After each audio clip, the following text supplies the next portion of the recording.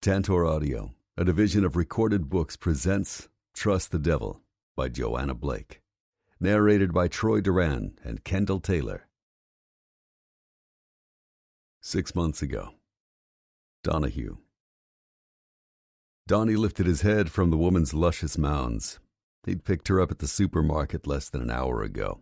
Now they were on her kitchen floor with the unpacked grocery bags tipped over beside them. Donnie hadn't had to work to get the brunette's top off. As usual, all he had to do was smile. He knew he had a nice smile, and it crinkled his bright blue eyes just so. It wasn't just his looks that got him so much tail, though. He liked and respected women. They could tell. He always treated them well, even if he didn't stick around for long. He'd had his shirt cried on a few times over that, but it didn't make a difference. He had to move on, and quickly. He just wasn't the settling down type. That did not mean he didn't know how to treat a lady. He did, and he was damn good at it, too. He grinned at the girl laying beneath him.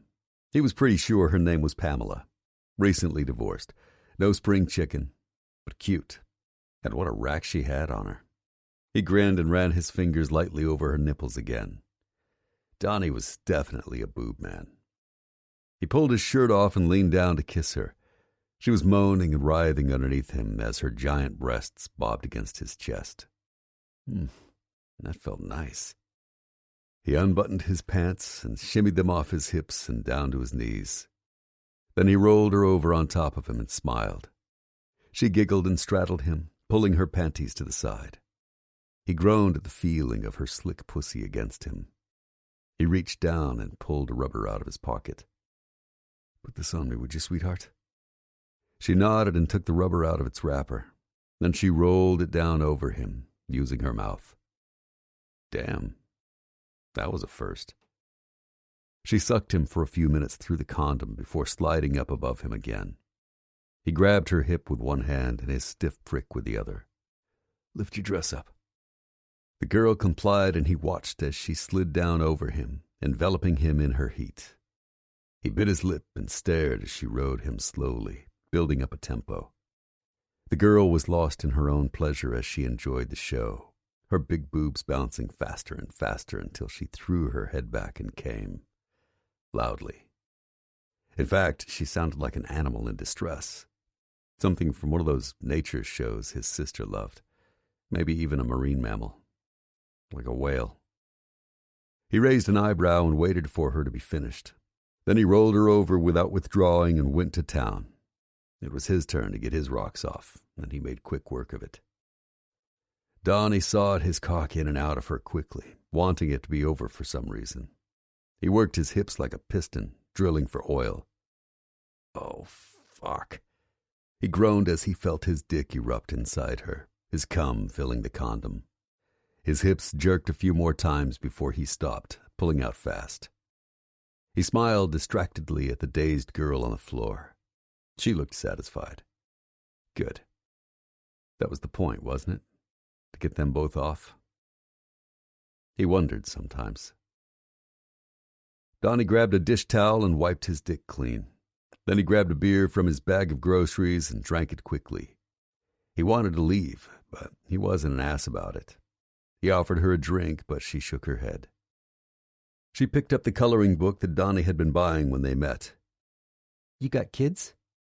Donnie finished his beer and wiped the back of his mouth. "No, a sister." The girl sat up, not bothering to cover up her tits. He almost rolled his eyes. He had lost interest in looking at them already. "Aw, how old?" 18. Pamela's face twisted in confusion, making her look stupid. The next words out of her mouth confirmed it. 18? What's wrong with her? Donnie grabbed his shirt and pulled it on over his head. He took the coloring book from her hands and put it back in his grocery bag. Then he jerked his head at the other bag. It had tipped over and fruits and vegetables were all over the floor, along with a carton of low-fat milk. "I wouldn't drink that milk. Probably spoiled by now." Then he left without a backwards glance. Chapter 1. Donahue. Donnie sat in one of the booths and stared out into space. Actually, that's not true. He blinked and realized he was doing it again. He was making a habit of it, and Donnie didn't do habits. Not when it came to women. But he'd been watching her again, all the same. Just like he did every single time he came into the diner. The new girl. Sally. She was the quiet, mousy waitress that worked with Kaylee almost every shift. In fact, she seemed to practically live at the damn place. Almost every time he came into May's, he found his eyes drawn to her irresistibly. He tried to look away, but he always ended up with his eyes following her as she worked. The damnedest part was, he couldn't figure out why. It's not that Sally wasn't pretty. She was definitely a cutie, in an extremely wholesome way. Her lips were soft and sweet, and her nose was adorably upturned. She was very pretty, even if she was hunched over half the time. But Donnie liked his women uber-feminine and flouncy. He liked women with a capital W, a girl who knew her power over men and liked to use it. Sally looked more like she was trying to disappear. This girl was practically fading into the background. Her long bangs covered her eyes. She wore no makeup. Her hair was always in a ponytail. And she somehow seemed to know when she was being watched and scurried away. So he had to work harder to watch her. And he did. Never mind the fact that he couldn't get a glimpse of her body. Lord knows he had tried. But with her loose-fitting uniform and fuzzy old cardigan, it was impossible to tell what sort of figure she had hidden under there. He frowned, staring at the oversized sweater. She was always wearing that thing, even in July. She kept her apron tied loosely as well. The woman could be a swimsuit model or a wraith, for all he knew. And yet he watched her. Even stranger was how much he enjoyed it. Maybe it had to do with how gracefully she moved around the diner, or those big hazel eyes of hers.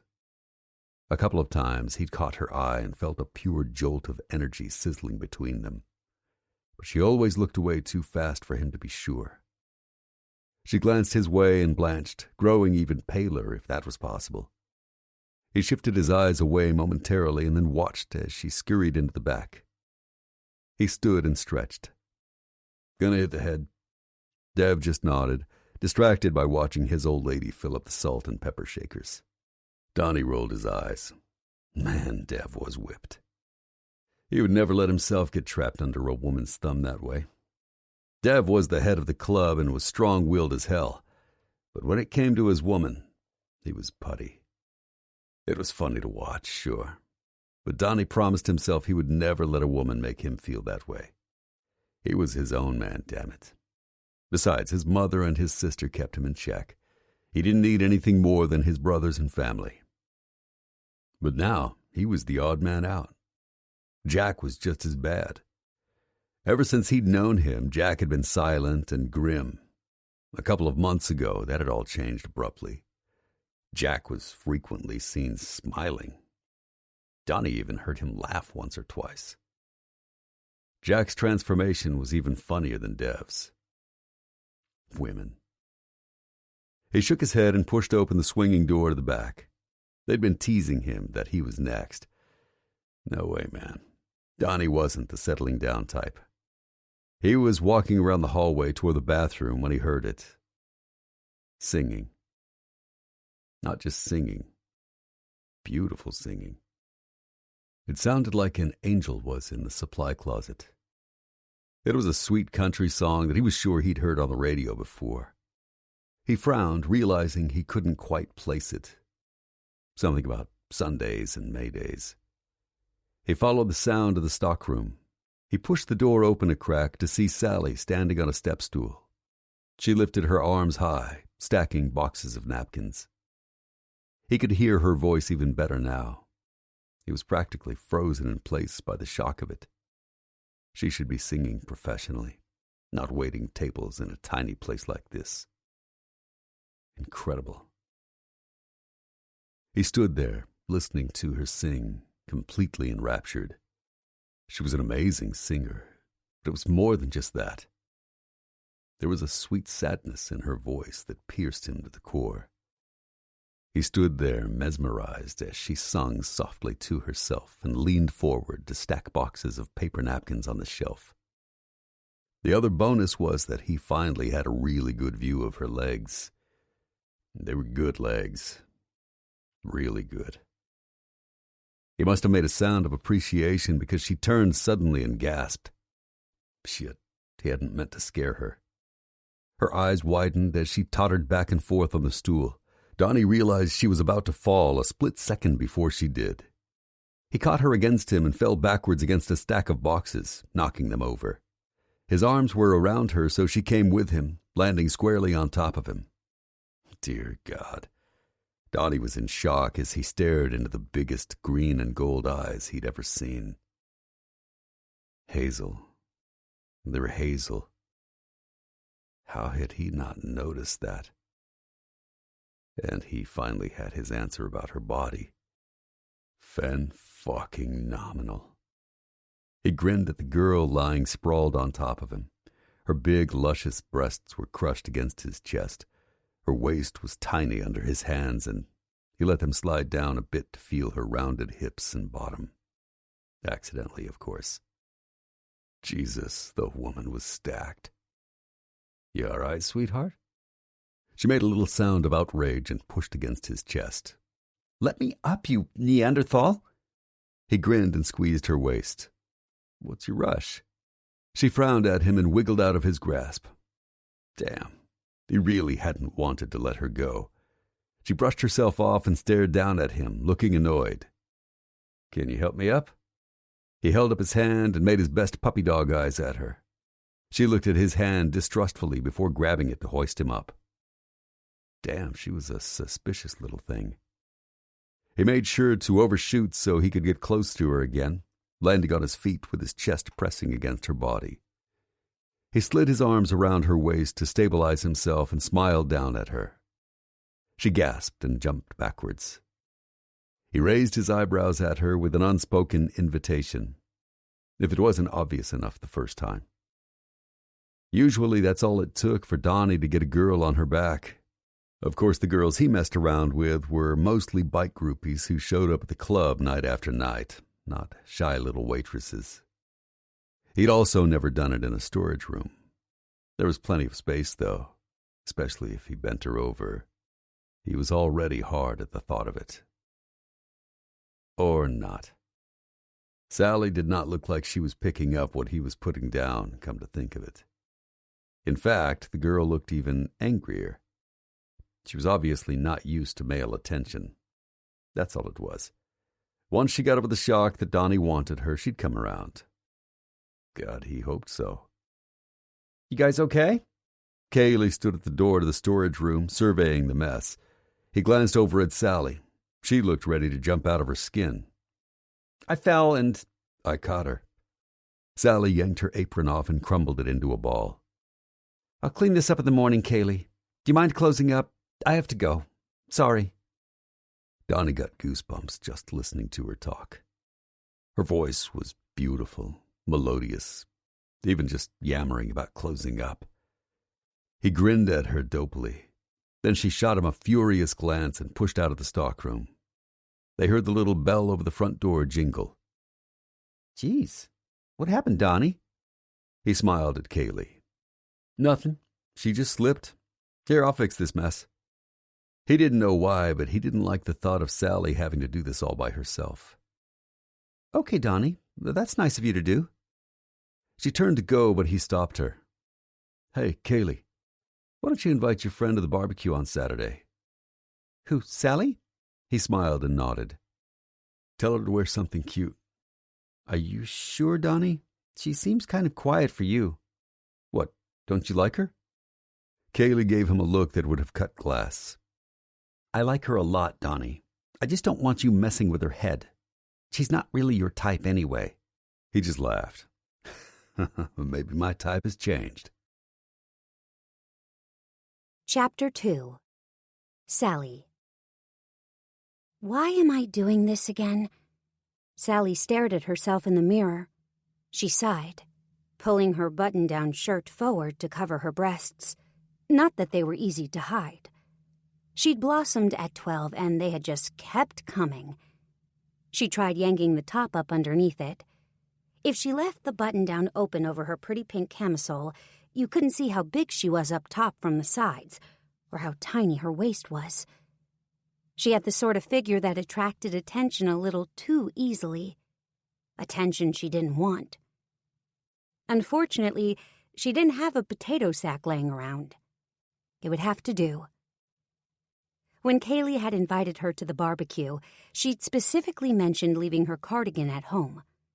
She'd smiled to show she was joking, but Sally knew it held a kernel of truth.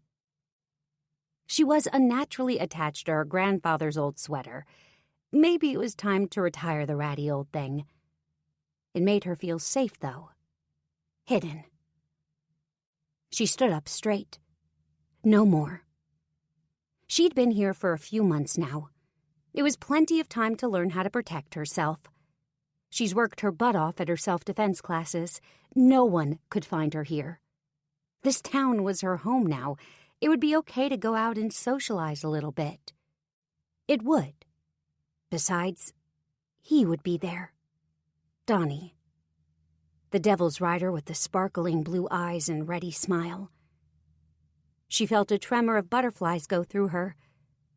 Donnie was a frequent presence at May's, whether he was outside, lounging on his bike while waiting for Dev and Kaylee, or inside, lounging in one of the booths and eating apple pie. The guy loved to lounge. He was the most relaxed human being she'd ever laid eyes on. He seemed nice, too, and he was way too good-looking for comfort. Rugged, but with bright blue eyes. He had the kind of smile that could power an entire city. She knew he was a biker in bad news. Those guys didn't treat women right. It was a well-known fact that they used women like tissue paper. Kaylee's boyfriend Devlin seemed to be the exception. He was absolutely devoted to her. It was almost funny watching the big guy in leather follow her around like a puppy. And Jack was the same way with his new girlfriend, Janet. But they were special. Both were stunning, not to mention they were smart girls. And they were different, stronger than Sally could ever be. They were brave and always standing up for themselves, she thought wistfully. She knew she was weak. He'd told her enough times. For someone like her, it was better to stay away.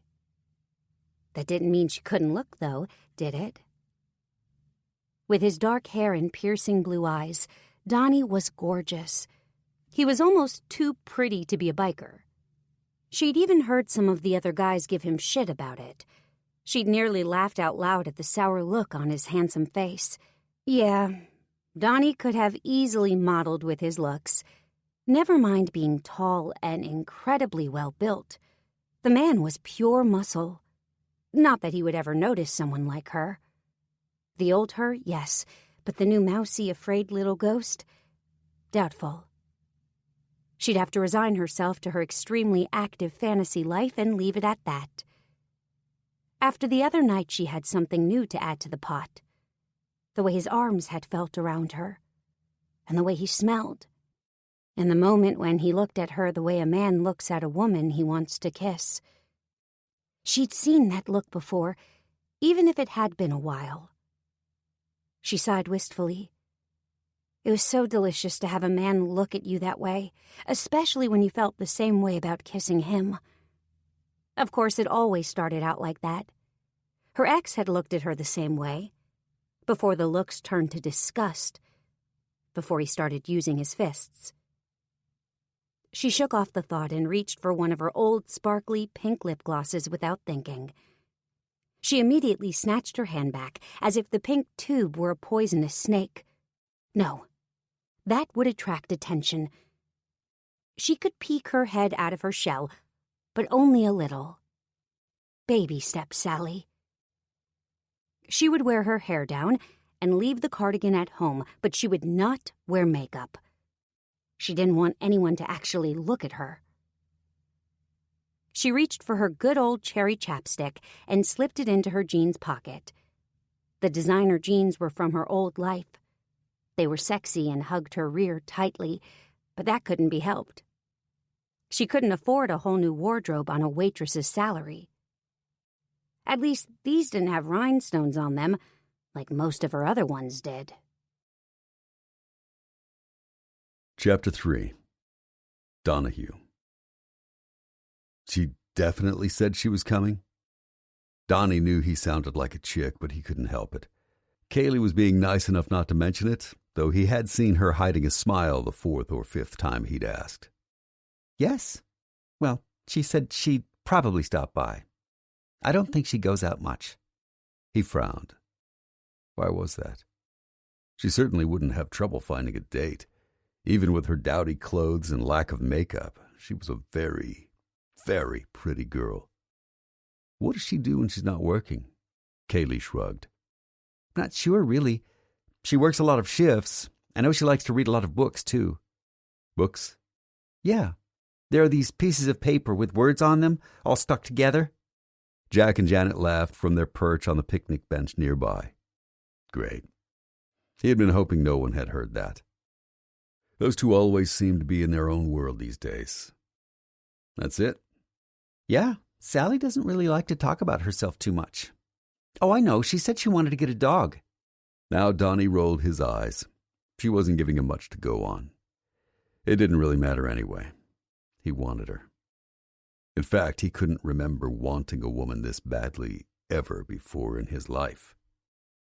So, he was going to have her. In his mind, it was more or less a foregone conclusion that little Miss Sally Adams was going to be in his bed soon. Not one woman on God's green earth had ever been able to resist him yet. Usually, he didn't have to do anything. Well, he did have this one move he used a lot. Not a move so much as a smile.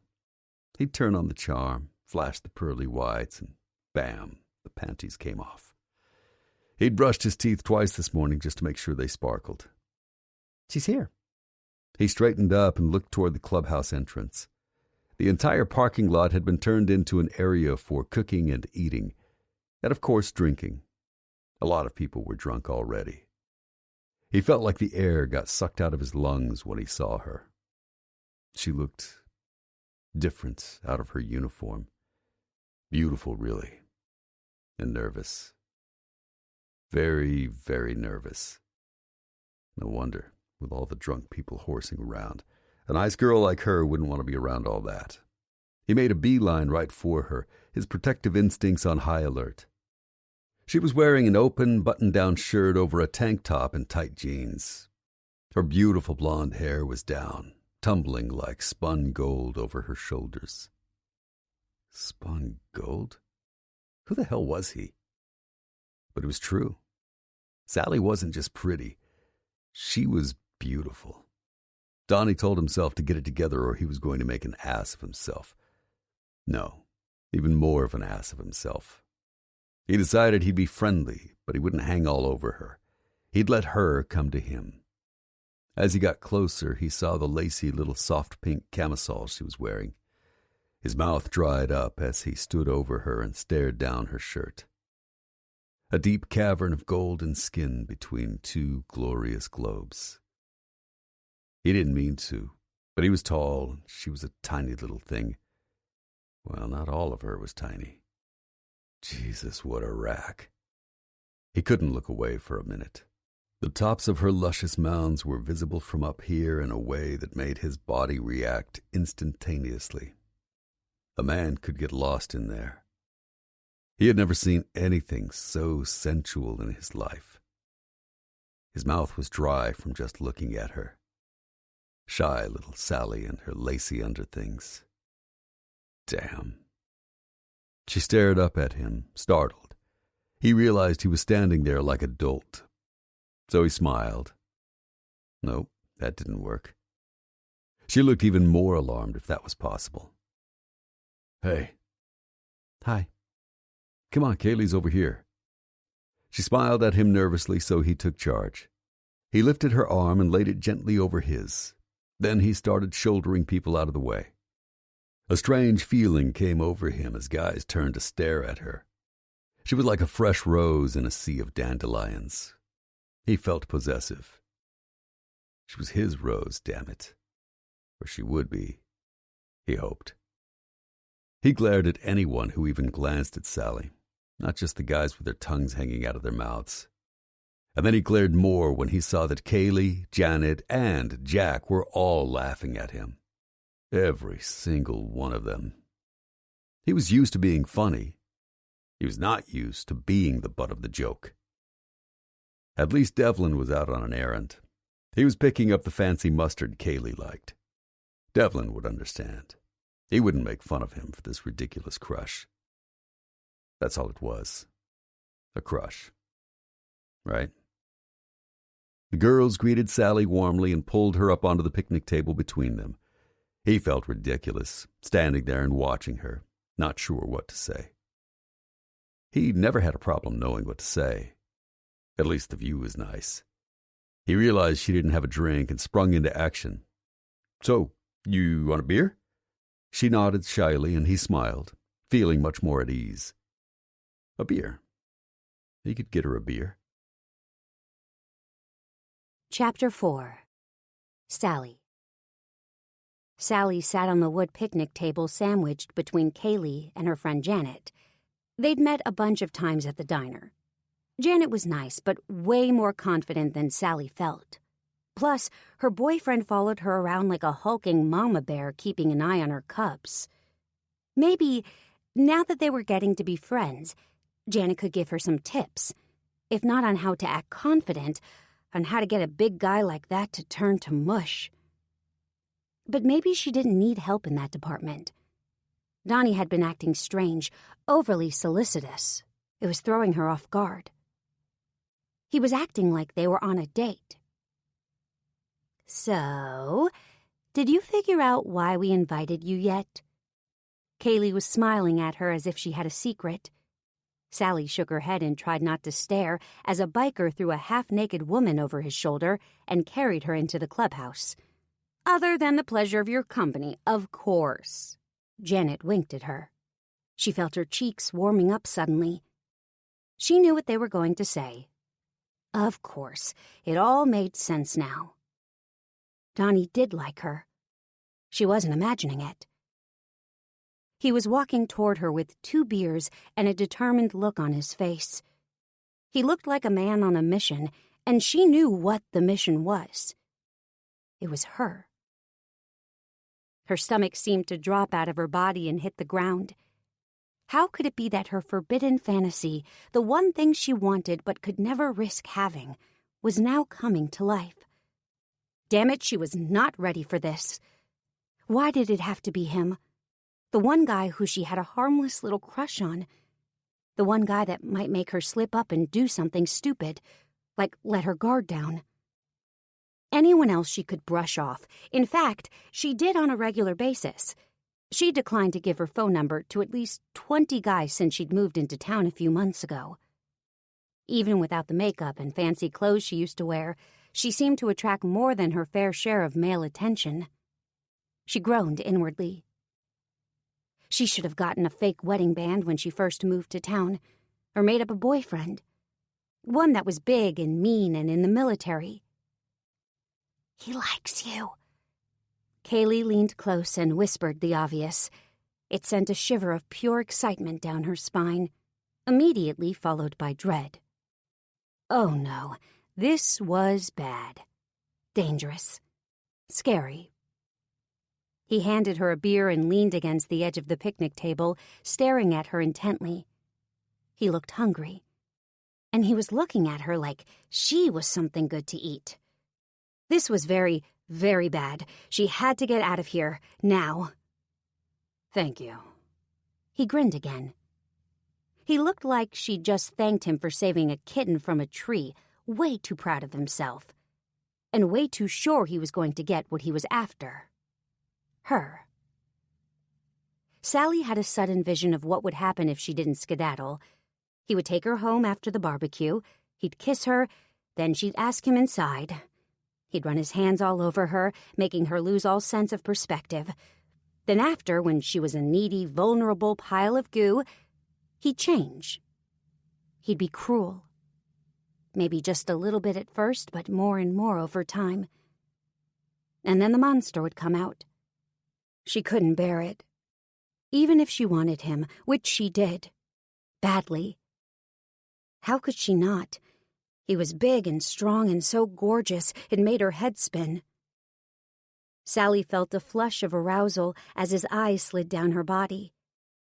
She was under no illusions that he just wanted to get her into bed for a quickie. She was sure he had women throwing themselves at him all the time. Looking around this place, there were tons of hot girls, and more than a few were looking his way. But Donnie was in for a surprise. Sally was not going to make it easy for him. She was not going to jump into bed with him, ever. She knew the risks all too well. No matter how much she might like to, if she was honest with herself, she wanted to a lot. She sipped the beer, wondering how long it would take before she could leave without attracting more attention. She racked her brain for an excuse, something that wouldn't offend her friend. She really did like Kaylee. If things were different, she would tell her everything. Explain how things were, how men always seemed to treat her, judging from her limited experience. But as it was, she couldn't be too open, not even with the few girlfriends she'd made in this town. Who was she kidding? She had one friend. Janet was nice, but they'd only hung out a few times. May was her boss, even though Sally liked her a lot. It wasn't that kind of relationship. Kaylee was it. And now Sally was going to ruin it by running out of here. Donnie would lose interest, and Kaylee would never invite her out again. She'd be all alone again. She felt tears welling up in her eyes suddenly. Coming here had been a mistake. She started to stand and make her excuses when there was a big commotion toward the gate. Devlin was here. Heads were turning and everyone was hooting and hollering. Kaylee gripped her hand as he jumped up on a table in the middle of the courtyard. Chapter 5. Kaylee. Kaylee was watching Devlin with a bemused look on her face.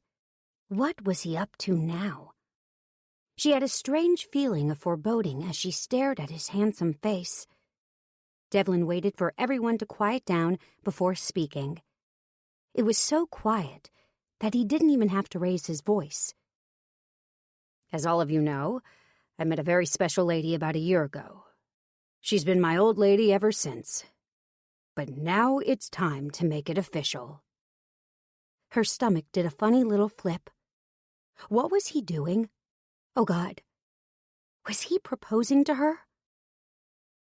He smiled at her and then opened his mouth and said something that made her doubt her sanity. "We're getting married." A thunderous cheer went up from the crowd, except from their table. Kaylee barely noticed that Janet, Jack, Donnie, and Sally all looked as shocked as she was. She felt sick, like the world was tilting on its axis. Oh, my God. White-hot anger filled her body, replacing the shock. Then she felt like bursting into tears. She had to get out of here, go somewhere private where she could cry. She glanced around for an escape route, but people were already starting to crowd the picnic table to offer congratulations. Thankfully, they were crowding around Devlin first. "I need to get out of here. I'll go with you." She nodded, grateful for Sally's support. Kaylee looked around wildly. They'd have to go in through the clubhouse and out the back. Then they could sneak around to the other side. It was the only way. Otherwise, they'd be swarmed by well-wishers. Or worse yet, Devlin himself. "Come on, this way." Sally set her beer down and followed Kaylee as she murmured, "Sorry, bathroom," over and over again. They were inside the cool building and out the back in less than 5 minutes. She was breathing hard, her mind racing and her stomach in knots. "What now?" "If we go around the far side, where the dumpster is—" "Kaylee?" She turned to see Devlin standing behind her. He looked utterly baffled and hurt. Darn it. What's wrong, sweetheart? She closed her eyes. There was no holding back now. No running away to lick her wounds and gather her thoughts. It was now or never.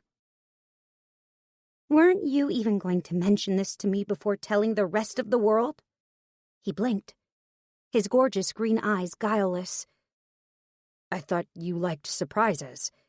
Devlin, listen to me. You've been making decisions for me since the day we met, but this is something I have to decide for myself. Besides, I am too young to get married. He took a step towards her, and she took a step back. If he kissed her, if he held her, she would never be able to say what she really felt. I thought you wanted this. You said you wouldn't move in with me until we were married.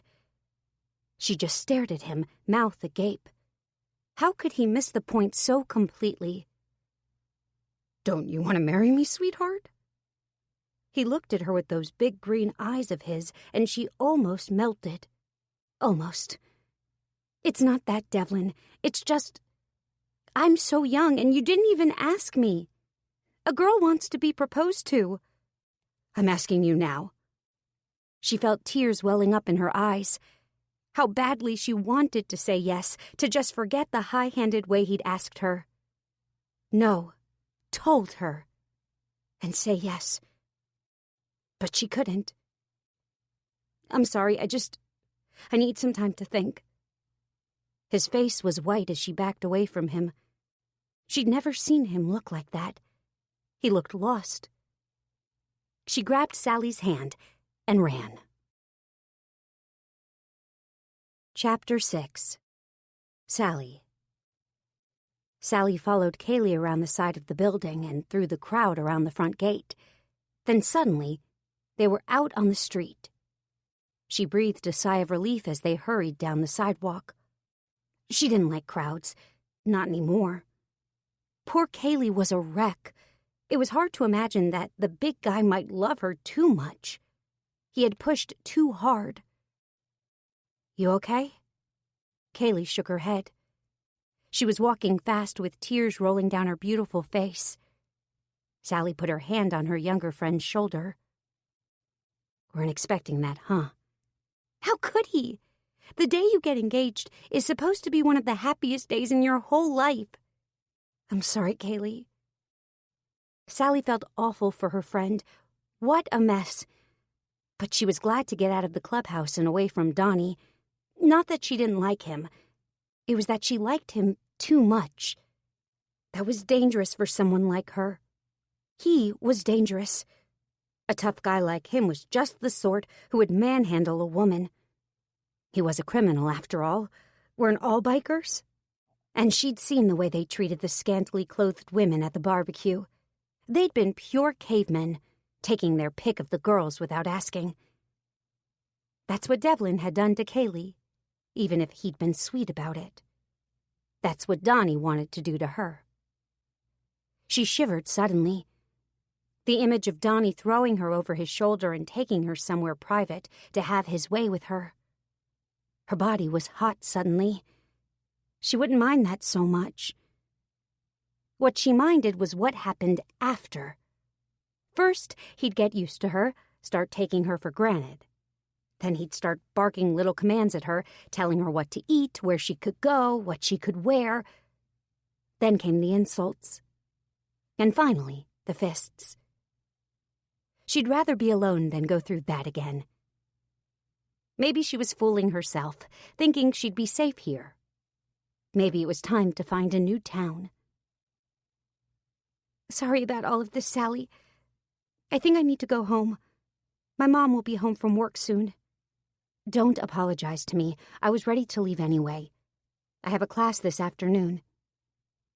She had been planning to skip it, but it would be the perfect way to regain her equilibrium, to face her fears head on. Oh, okay. I'm glad you came anyway. I'll see you at the diner later this week? Yes. Have a good night, Kaylee. Call me if you want to talk. I will. And thanks. Sally watched Kaylee turn down the street that she lived on. Sally's house was just a couple of blocks further. She would run home and change into her workout gear. There was nothing to be afraid of now. She's averted the crisis. She would just continue to avoid Donnie. She would not give in to temptation. She would be strong. She looked behind her suddenly, feeling like someone was watching her. She shivered suddenly as her arms broke out in goosebumps. But there was no one there. Chapter 7. Donahue. Donnie and Jack sat in silence in the slowly emptying parking lot. Janet had left shortly after Kaylee and Sally to go see if her friend was okay. She hadn't seemed okay to Donnie. The poor girl had been so upset. The whole thing was hard to watch. Meanwhile, Dev was in the clubhouse bar, slowly drinking himself into oblivion. What a disaster. Jack just nodded. No one had expected Kaylee to run off like that. Dev must be destroyed right now. Donnie knew it was selfish of him, but he was still upset that Sally had left before he got a chance to work his magic on her. Kaylee had taken Sally with her. They'd barely had a minute to talk to her at all. Talk? Huh. He just wanted to take her home. He'd had plans for her tonight. Big plans. Big and hard plans. Plans that involved making her scream his name. But now that shot was blown, and Dev was crushed. Donnie considered going in to keep his friend and leader company, but the thought of drinking heavily was unappealing to him. He wanted to be sitting with a certain pretty lady, eating chicken wings. Or not. He'd really rather be tasting her right now. Those sweet lips. Her earlobes. Then lower. He should go see if she was okay. Offer to take her out another time. Make his move. He had a vague idea of where she lived, just from seeing her walking around town. It wasn't in the best part of town, that much was certain. It was odd, all the little things he'd noticed about her in the past couple of months, all without realizing he was doing it. Kind of like a stalker, actually. He stood up abruptly. I gotta go. Okay, I'll keep an eye on Dev. Thanks, man. I'll check in later. He was out the gate and on his bike in less than a minute. He pulled his helmet on and smiled. He never had chicks on the back of his bike, but he kept a spare helmet back there just in case. He kind of hoped he would need it. Maybe Sally would be up for a ride. Chapter 8. Sally. Hustle, girl, hustle. She pulled the hoodie down over her face and walked faster. If she could get there in 5 minutes, she could make the 4 o'clock class at the dojo. You weren't allowed in if you were late. Jerry Davis, who owned the place, was very strict.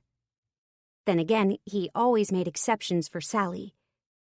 She did her best to ignore the fact that Jerry pretty openly had a crush on her. After almost 2 months, though, it was hard not to notice the discounts, special attention, and lingering looks. It was too bad he wasn't her type. He was blonde and reasonably good-looking, a total jock. A nice guy with his own business. Exactly the kind of guy she should be going for. But he just didn't do it for her. He was too boring. She hoped he never actually asked her out because she would hate to hurt his feelings. After all, this place had changed her life. Before taking classes, she'd been weak, at the mercy of anyone stronger. Now she could at least stand up for herself, if not win a fight with someone twice her size. Plus, she had the element of surprise on her side. No one expected a tiny little blonde like her to whoop their butts. She almost hoped she'd get a chance to use her new skill someday. Almost. She hustled and slid into class just before Jerry shut the doors. Good. She needed this today. She needed to feel empowered. Jerry's eyes flicked over the 7 students lined up. Oh no. An odd number. Sally knew what that meant. Sally, you'll spar with me. She nodded and joined Jerry at the front of the classroom. She bowed, and they began. Jerry was laser-focused, challenging her at every turn. She was getting sweaty and overexerted, just trying to stay on her feet. That's until she took her workout jacket off. Oops. She regretted taking it off immediately. She almost rolled her eyes at the way he was so distracted by her body. Her tight tank top and jogging pants, with the tiny glimpse of a hot pink jog bra, was not standard gear for the dojo. But Jerry did not seem to mind. In fact, he was barely paying attention to anything other than her torso, or her butt, or her legs. It was almost insulting how blatantly he was ogling her. Then again, he was distracted, so bam! She got a direct hit to his chest, sending him stumbling. He landed against the wall and was on his feet in an instant, glaring at her. Uh-oh. Jerry wasn't distracted anymore. They sparred for the rest of the hour-and-a-half class until she was exhausted and soaked in sweat. He challenged her at every turn, keeping her on her toes, really honing her instincts and technique. She was wiped out by the end, with jello for muscles. It was tough as hell. It felt awesome. She was patting herself down with the towels Jerry kept at the front desk when she looked outside and saw him. Donnie. He was outside, lounging on his motorcycle with his long legs stretched out in front of him. He really did look like a model pretending to be a biker. But what was he doing out there in the dojo parking lot? Oh no, he wasn't there idly. He was there for a reason. He was waiting for her. Friend of yours? She nearly jumped out of her skin from the voice behind her. Jerry was practically whispering in her ear. He was that close. Too close. She could feel his breath on the back of her neck. She stepped sideways toward the exit. Now she was getting annoyed. Couldn't the guy take a hint? Yes, he is. Be careful, Sally. The Spawns aren't good guys, you know. They don't treat women well. Oh, and you would? She gritted her teeth and forced herself to sound calm and, most importantly, cool. No need to snap at him and create an enemy or a threat. Besides, whenever a woman raised her voice, even if she was right, somebody invariably used the same word: crazy. Any time a woman was inconvenient or justifiably riled up, someone said it. And poof, just like that, it took her power away. There was no word Sally hated more in the dictionary, even though it hadn't been used on her more than once or twice, usually when she was trying to defend herself. I can take care of myself, Jerry. She pushed the glass door and stepped out, almost missing the odd look Jerry was giving her. He didn't look like a nice guy in that moment, not at all. Donnie smiled and stood up as soon as he saw her. She squared her shoulders and walked over to him. There was no point in running. It was a small town, and he came to May's. Plus, there was a tiny voice inside her head telling her that she could trust him, that Donahue was 1 in a million, that he was a good guy, not a hitter. She reminded herself that she had nothing to be afraid of. He was just a guy. A really, really hot guy, but a guy all the same. And she knew how to defend herself now. She was probably going to skip the dojo for a while, but she'd learned a lot already. She could practice on her own. Just relax. He was holding a helmet in his hands.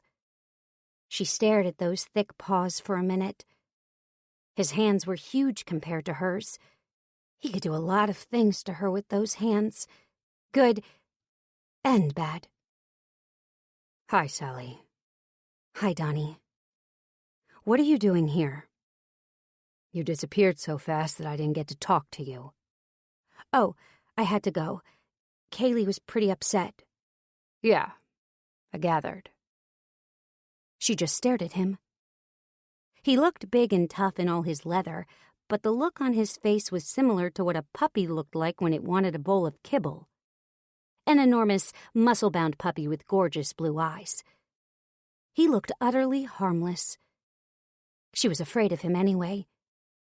But maybe, just maybe, it was just a flashback. Maybe that had nothing to do with Donnie himself. He held out the helmet. There was another one on the seat behind him. Oh dear, he wanted her to ride with him. "Come on, let me give you a ride. It'll be fun." She took a step back, her hands flying to her damp ponytail. "But I'm all sweaty." He grinned at her in a way that made her heart start beating double time. "I don't mind. Donnie, it's hot out. I'm sweaty too." She did not want to get on that bike. She did not want to wrap her arms around him. She did not want to feel his body against her chest. She did not want to rub their sweaty bodies together. She was such a liar. That was exactly what she wanted to do.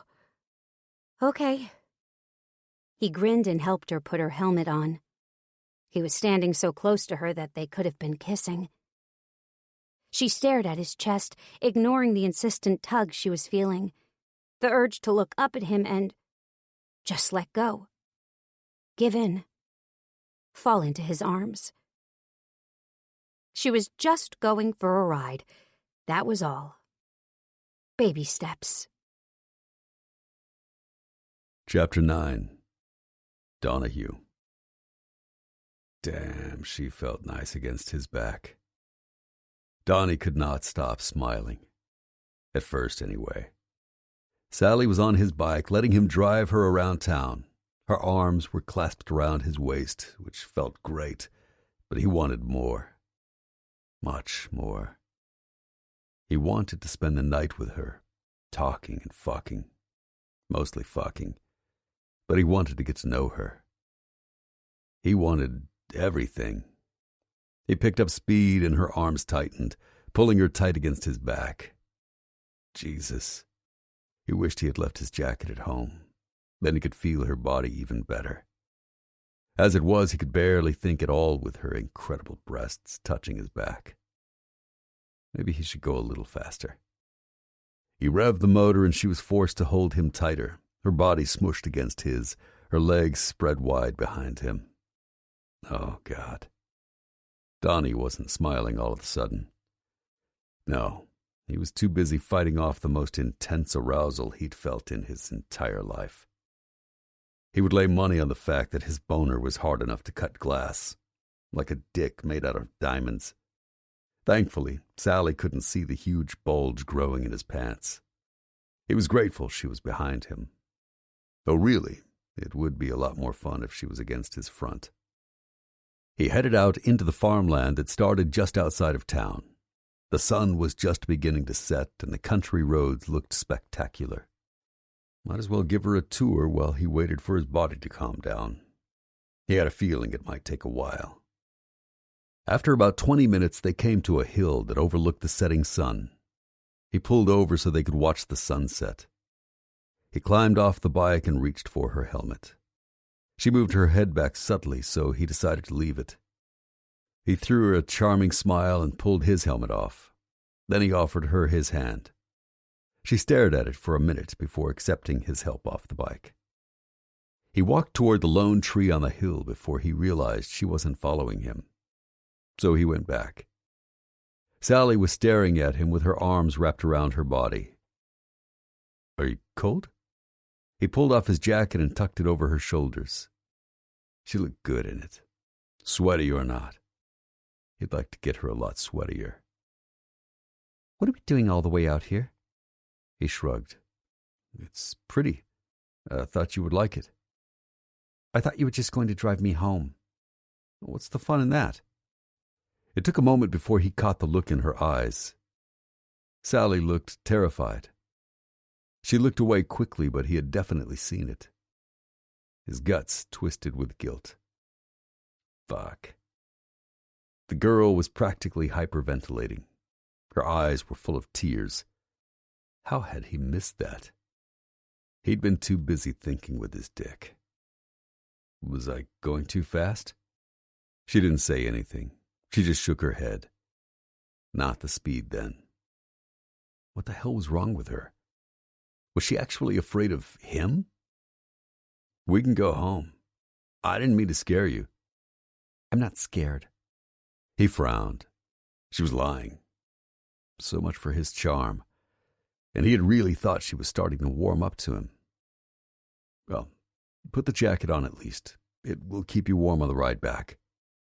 She did as he asked and climbed stiffly back on the bike. He slid on in front of her. Way to go, Donahue. Really winning over the ladies with your smooth moves. He rode slower on the way back, but he could still feel her against him. Her breasts brushed against his back with every turn. He groaned inwardly. Talk about rubbing salt on the wound. What the fuck was he supposed to do now? Now what the hell was she so afraid of? Chapter 10. Sally. In and out.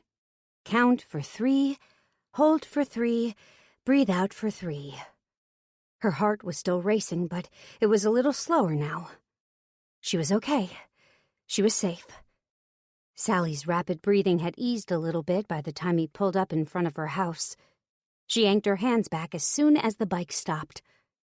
She felt lightheaded, whether from the speed, his closeness, or the fear that had overtaken her in the field, she wasn't sure. She was a bit wobbly as she climbed off the bike. Donnie hastened to get off in front of her and give her his arm, but she just shook her head, handing him his jacket and hurrying into the house. She fumbled with the keys until she had the door open, and then collapsed against it. Hot tears spilled out over her face. She was okay. She was safe. The confused look on Donnie's face was burned into her brain. Oh, God, he must think she was insane. She'd run off on him like a freak. Maybe this was one time the word crazy would be justified. Why did she have to ruin everything? Her hands were shaking as she turned and slowly chained the door and threw the locks. It took her a second to notice it. For the first time in the past year, the first time since she had gone out on her own, the first time since she'd escaped, she hadn't locked the door behind her. Her guard must be down. Normally she did it the second she was inside the door, but she hadn't this time because she knew in her gut Donnie wasn't going to hurt her. She knew it. He hadn't taken her out into the countryside to have his way with her and leave her bloody and bruised by the side of the road. He didn't want to beat her up, or insult her, or control her. He just seemed to like her for some obscure reason she couldn't figure out. Why would he like her anyway? Damn it, she was a fool. Maybe they both were. Oh well, now she'd never know if her instincts were right about him. She felt pretty sure he'd be epic in bed, and more importantly, he'd be good to her out of it. It was too late now that she'd acted like a lunatic. One thing was for sure. He hadn't scared her off, but she had definitely scared him away. She felt a sense of loss at the thought that Donnie wouldn't be batting his ridiculously long eyelashes at her anymore. She'd done it again. She'd ensured that she was going to be all alone. Safe, but lonely. She stripped and stepped into the shower, trying to ignore the tears that ran down her face. The water washed the salty tears away, along with her sweat and any chance at love. She dried off and slipped into her PJs. So what if it was early? It's not like she was going out or expecting company. She was definitely getting a dog. Chapter 11. Donahue. This day sucked ass. Donnie slid behind the bar at the clubhouse. Dev was in his usual spot at the corner of the bar with Jack sipping ginger ale beside him. They weren't talking. That was normal for Jack, but Devlin was utterly silent as well. Donnie grimaced, realizing how bad things were. Jack looked calm as usual. Dev did not. He was nursing what looked to be the most recent in a long line of beers. Empty shot glasses littered the bar around him. A lot of shot glasses. Donnie picked 2 of them up. "Leave them. I'm just getting us a refill, Dev."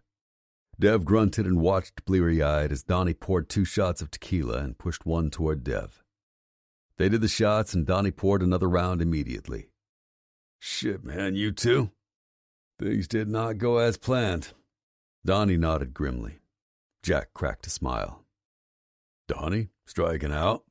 That's a first." "This is different." "How so?" "I like her." Devlin rolled his eyes, and Jack's smile got a little wider. Jack had been smiling a lot the last few months since he and Janet got together. Lucky bastard. Donnie downed another shot. "Like? Those are strong words for you, man." "I take her for a ride, and what does she do? She asked me to take her home. The bloody woman was scared of me, for Christ's sake." "Scared of you? Now that is funny." Jack finished up his soda and stood up. He'd been waiting for Donnie to take over looking out for Dev. It was unspoken that he wasn't going to be left alone until he'd calmed down. "Well, I better get home to my woman." Jack smiled and slapped Dev on the back. Hard. They stared at him as he walked out of the clubhouse. Donnie poured another 2 shots. "Smug bastard." Devlin grunted and tipped his head back, downing the amber liquid. "I hope his nuts fall off." Chapter 12. Sally. "Here's your check. Come again." It was another busy night shift at May's. Sally was working alone, with May as backup. It used to be a shift she shared with Kaylee, but she was in school full-time now. Sally didn't mind the extra work, though. It was good to be busy. It gave her less time for worries and regrets. God knows she had enough of those. She regretted meeting Carl, dating him, almost marrying him. She regretted letting him use her as a punching bag. But at the moment, she mostly regretted pushing Donnie away. A crash sounded, and a milkshake hit the floor. A kid started crying, and she smiled and brought them a fresh glass. The tired mother smiled gratefully, and she told them not to worry. Sally was on her hands and knees wiping up the mess when she saw them. Big, black motorcycle boots. She looked up slowly, her eyes following those familiar long legs up to his belt buckle, over his tight T-shirt that hugged all those bulging muscles, to that way too handsome face. Donnie was at May's, and he was smiling at her. Her heart did a crazy little flip-flop. So she hadn't scared him off after all. Her first emotion was relief, followed by a nervous energy that set her blood zinging. She gave him a tentative smile and went back to picking up the broken pieces of glass and foamy ice creamy goodness. She hurried behind the counter and washed her hands, trying to buy time to think, to calm down, to erase the bright pink that was suddenly tinting her cheeks. He was sitting at the counter, pretending to look at a menu when she turned around. He was definitely not looking at the menu, though. He was looking at her. He gave her a lopsided grin when she caught him staring. "Hi, Sally." Her mouth was dry as she walked over to him. "Hi, Donnie. So, what can I get you?" Oh, God, she sounded like a stupid teenager. What was happening to her? It's like her brain shut off when he was around. Or at least, her IQ dropped a few points. More than a few. He was smiling at her like she was a genius, though. Huh. Maybe he was feeling the same way she was. "What's good? Other than you, I mean." She opened her mouth to speak, but no words came out. Was he flirting with her? He was. He definitely was. Duh, Sally. The trouble was, she'd forgotten how to flirt back. "Today's special is a Reuben sandwich." He made a face. "Too messy. Besides, I don't want bad breath. Do you have any soup?" She nodded slowly. He didn't want bad breath. That meant he wanted to kiss her, right? That must be what he meant. Chicken noodle or lentil? He smiled as if he were genuinely excited. I love chicken noodle. She almost rolled her eyes at how ridiculous he was being. She ladled out some soup and busied herself with the other customers while he ate it. She snuck a few glances at him and had to stifle a smile. Donnie was eating his soup very slowly. She almost laughed. He was about as subtle as a Mack truck. The diner was starting to empty out when he was finally done. She came over to take his bowl. Can I get you anything else, Donnie? He pulled out the menu again and started looking at it with exaggerated interest. This time she did laugh. He frowned at her, pretending to be considering all his options. Yes, I will have... He slammed the menu shut. More soup. She shook her head and took his bowl away, replacing it with a fresh bowl of soup. This time she gave him extra crackers. His eyes twinkled as he accepted them from her. The man was ridiculous. He was adorable. She started cleaning up the diner since there were only a few customers left by now. May had left after the dinner crowd thinned out, as usual. She liked to be there to tuck her grandkids in whenever possible. There was only a half hour left until closing. Sally checked the salt and pepper and sugar shakers and pulled any ketchup bottles that were running low. Normally, she set up at a booth and refilled everything, but this time she brought them to the counter. It felt like a bold move considering how jumpy he was making her. But this time, it was jumpy in a good way. Every time she glanced up from restocking the table condiments, he was eating his soup. No, he was savoring it. But each time she bent her head again, she felt his eyes on her. In fact, she could actually feel heat where his gaze touched her skin. Her neck, her ear, her cheek. Her heart was going fast by the time she finished and started carrying everything back to the tables. Donnie leapt up to help her. I can do that. Does that mean you are actually finished with your soup? Well, there are at least 3 or 4 bites left. She was giggling as they carried the bottles and shakers to the tables together. She was nearly ready to close up.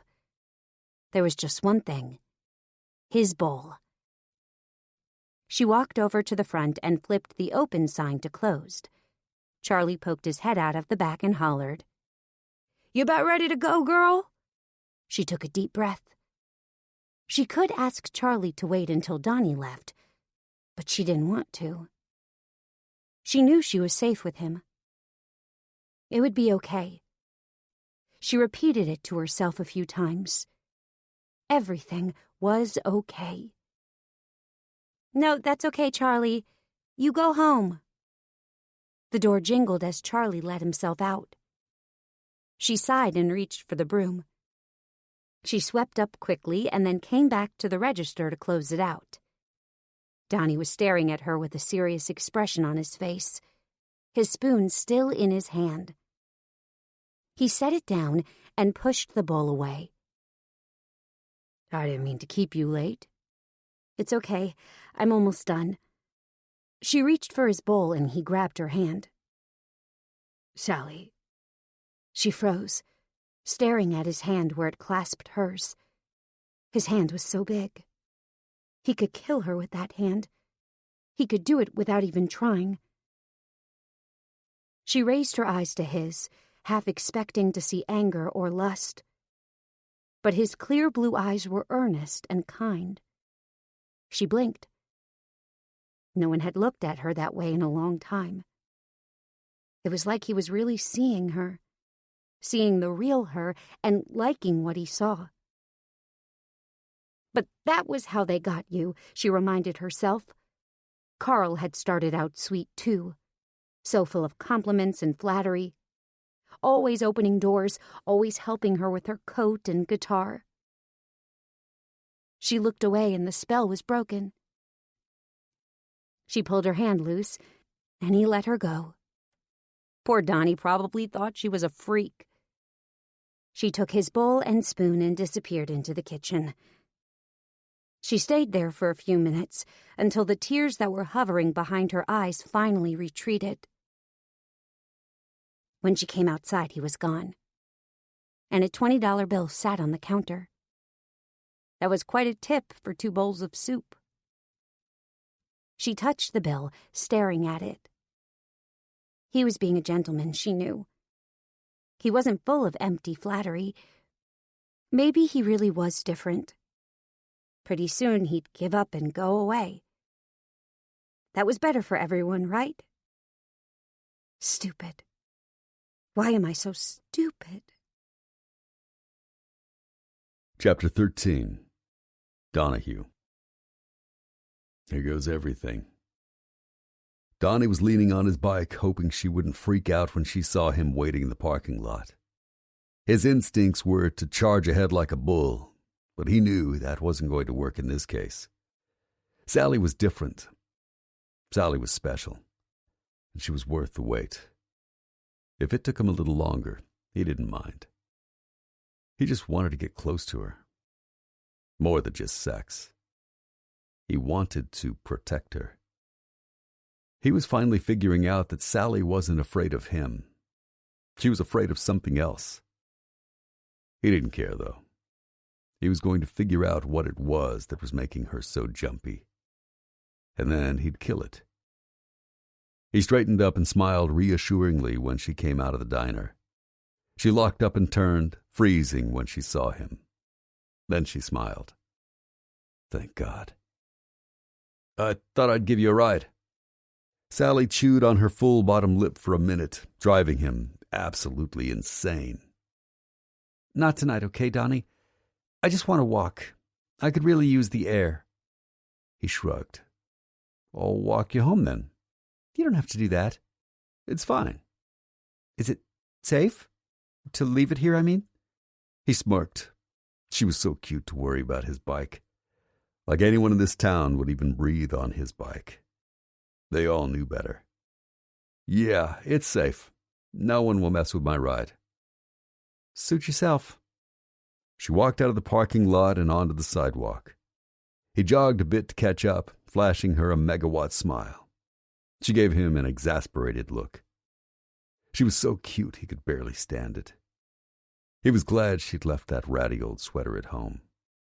And he loved it when she sassed him, partially because it was sexy, but mostly because it meant she was relaxed. Are you following me, Donnie? Escorting you, darling. Big difference. She rolled her eyes and turned her head away, but not before he caught her smile. He had a big shit-eating grin on his face as he followed her home like a puppy dog. He knew he was being ridiculous. If any of the riders saw him going for a stroll, they would laugh themselves stupid. But for some reason, he just didn't care. You really aren't afraid to leave your bike? Nobody would mess with a club ride in this town. She didn't say anything for the next block or two. He didn't mind. He just liked looking at her. She smelled nice, too. Sort of like roses. That was it. Roses. Maybe honeysuckle, too. His mom loved honeysuckle. She had it growing all over the yard. Finally, they walked up to a tiny house. It was old and decrepit, but she'd planted some pretty flowers in front. He followed her to the front stoop. This is me. I know.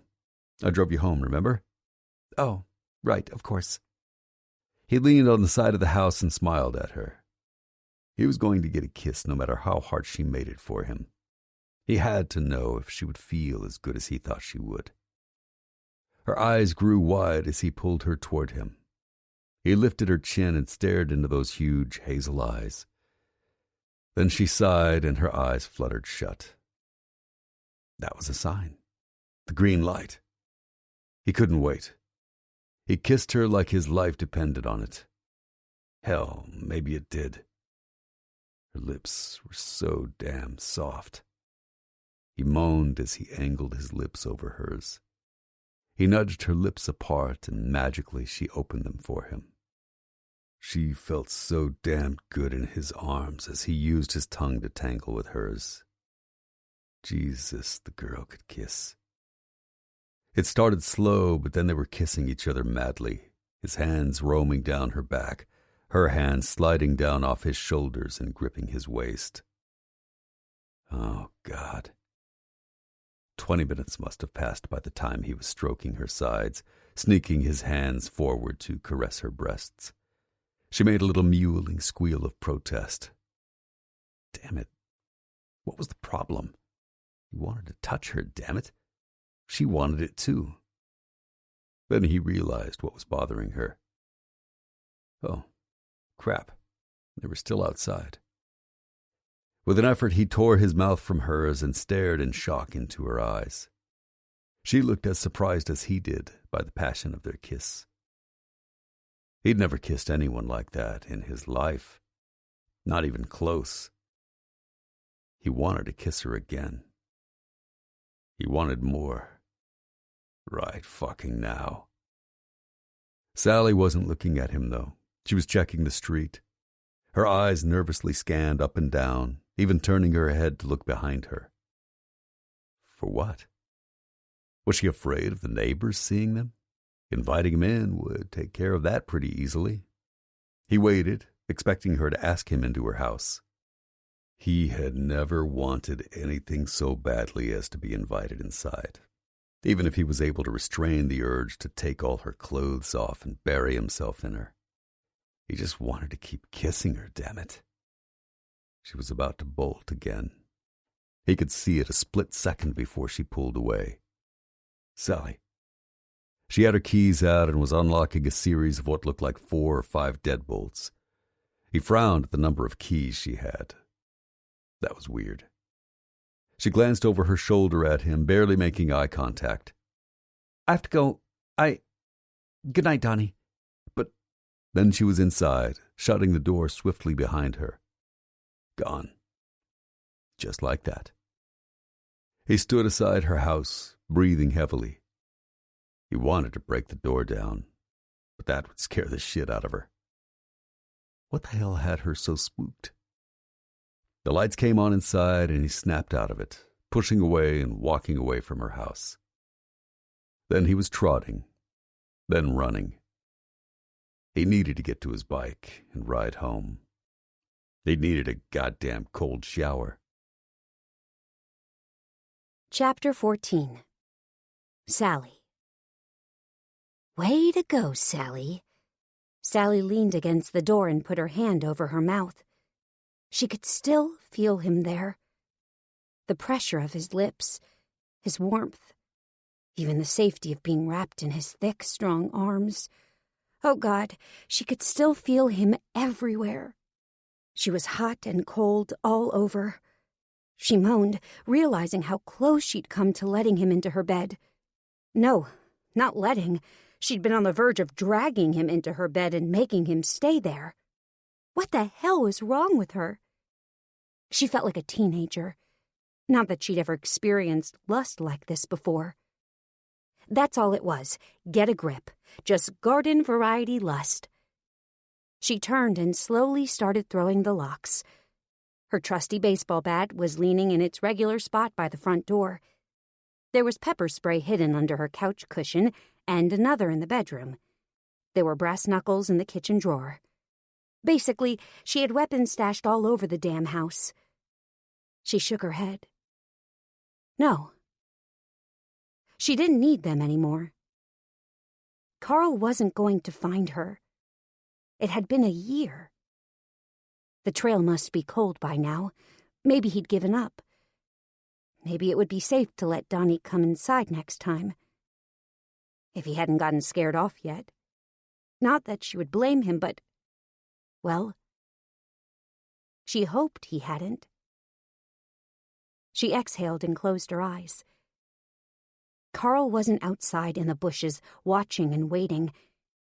He wasn't going to ever hurt her again. She sank back onto the couch. the image of Donnie's face just before he kissed her stuck in her mind's eye.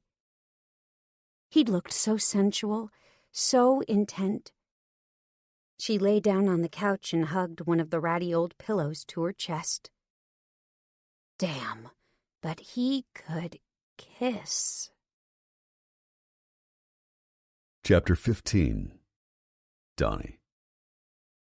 Jesus, that was cold. Donnie leaned against the tiles. He'd installed the tiles himself. Hell, he'd done everything himself, here and next door. Bathrooms, kitchen cabinets, painting, sanding the floors, everything. And now he had to handle his dick himself. He moaned, pushing it down. The water washed over him, easing the tension in his groin. But not enough. It was never going to be enough. Not until he had her. He cursed and turned off the water. He didn't want his sack to turn blue. He wanted those guys swimming. If not today, then soon. More than anything, he wanted a child. It scared the hell out of him to think about it. He knew he would never turn into his father. He couldn't imagine what would make a man hurt the people who loved him, the people who relied on him. But all the same, the secret need deep inside him was terrifying. What if no one wanted to make a baby with him? No one good. He wasn't going to risk giving his child to someone who wouldn't love them 1,000%. 1,000,000. Sally's beautiful face sprang to mind.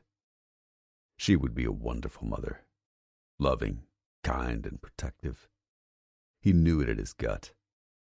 And he knew how happy would make his mother, and Marie. He wanted more for them. A whole family, not just the three of them. The sound of little feet running around the place would do them all a world of good. He'd never told anyone he wanted kids, though. Or a woman to keep. He hadn't thought it was in the cards.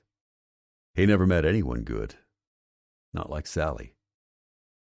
He pulled on clean clothes and crossed the lawn to his mother's house. He knocked softly and entered. His mother scolded him for knocking, but he didn't want them to be caught off guard. Marie was watching TV, laying on her belly on the floor.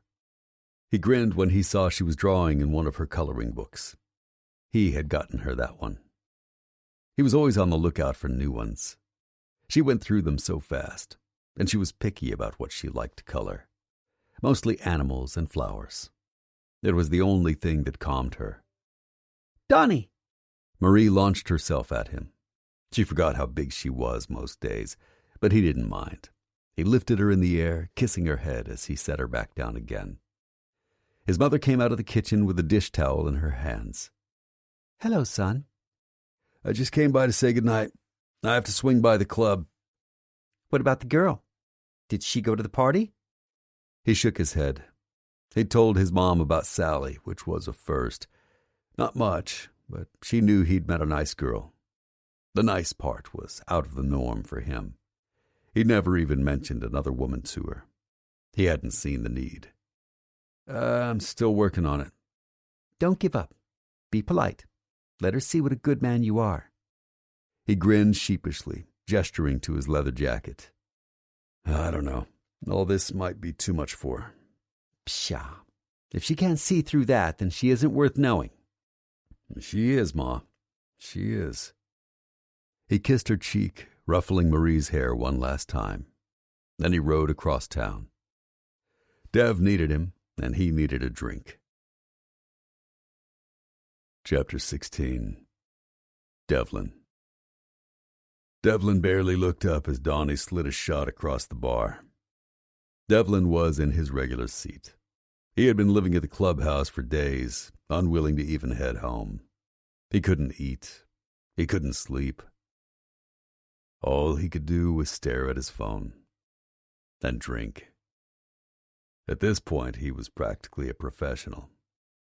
Devlin had begged Kaylee to talk to him, to let him explain, but she had asked for time. His sweet little angel had a temper, and she apparently wanted to cool down before she saw him. She needed to think. Whatever that meant, he knew it wasn't good. For almost 3 days now, he'd been waiting. He'd sent her a note now and then, but she hadn't responded. A few days ago, Devlin had thought he was marrying the perfect woman. Instead, he was pretty sure she was thinking about ending things. And that would be it. Game over. Kaylee was it for him. Devlin didn't want anybody else. 1,000 swimsuit models could throw themselves at him and he wouldn't be tempted. He only wanted her, damn it. Hey, man, I'm gonna send one of the prospects out for burgers. Do whatever you want, man. Didn't you just come from Maze? The burgers aren't for me. Donnie forced a smile. I will eat your fries, though. Dev squinted at him as he got them each a fresh beer. He tipped his head back and downed his. What are you doing here, man? You look as bad as I do. I went home to take a cold shower, but I figured I better check on your sorry ass.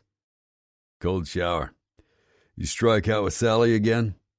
Maybe she's not into you, man. Donnie glared at him, then shrugged. She is into me. Something's up with her. I need to talk to... He stopped abruptly and stared at Dev. You can say it. Sorry, man. Chicks stick together. I was just hoping Kaylee knows what's up with her. It's almost like she's afraid of something. Neighborhood trouble? Donnie shook his head. No, it's something worse. She's not just nervous. She's fucking terrified. Somebody do something to mess with her? I don't know. It's the only thing that makes sense. I really like her, Dev. I'm here for you, man. And as soon as you figure it out, I'm cracking skulls right beside you. Donnie smiled and nodded. He gave one of the prospects a couple of 20s and sent him off to get them grub. When it came, Devlin even took a few bites. Was she there when you went to Maze? No, man. Sorry. Get the guys to drive by tonight. They can keep an eye on Sally and Kaylee both. You got it. Donnie nodded. Good idea. Too bad Jack is too busy to help out. Lucky bastard. Chapter 17. Sally. No, no, no, no! Sally was curled into a ball, trying to protect her face. Huge fists were flying toward her, beating her, hurting her. She was so scared. But for the first time, she was also mad. Leave me alone! As soon as that thought came into her head, he seemed to sense it and redouble his efforts. She took a hit to the side of her head, up against her ear. A ringing sound filled her head. Not her ears. She needed her ears for her music. She felt herself sliding into unconsciousness, but the hits kept coming. Her arms slid away from her face, and she felt a hit land on her cheekbone. Then darkness. Sally woke up with a scream on her lips. She looked around her living room, stupidly. She was safe. She wasn't injured. She'd fallen asleep on the couch. She got up slowly and did what she always did when she had the dream. She took the crowbar by her bed and walked through the house, checking every door and window. She looked under the bed, in the closets, even in the basement. And then she sat down with her guitar at the kitchen table and wrote a song. It was a pretty tune, full of heartbreak and hope. It wasn't ever going to be a #1 hit. Girls wouldn't sing it at the top of their lungs after a breakup. No one would ever even hear it. She couldn't risk performing it for anyone. If she did that, he would find her for sure. But it still soothed her to put her feelings into words and melody. Sally was up the rest of the night, as usual. She could never relax after the dreams came. She cleaned the house and played her guitar a few more times. She even did her martial arts drills. Finally, she gave in and made a pot of coffee in the old drip pot the landlord had left behind. She could never sleep after one of those nightmares, no matter how many times she told herself it was a dream. Just a dream. But it wasn't really. It was a memory Chapter 18. Donahue. Donnie knew he looked ridiculous. A big guy on a bike with a huge bouquet of flowers tucked into the front of his jacket. He wiggled his nose as one of the flowers brushed his face. Gaddy hoped nobody saw him. Then again, he didn't really care. As long as she liked them. He would do anything he could to get into Sally's house. Dear God, he wanted her to let him in. On more than one level. He wanted to get her into bed, obviously. Desperately. The woman had some sort of magic spell on him so that all he could think about was touching her, kissing her, holding her, and more. But he also wanted to get to know her better.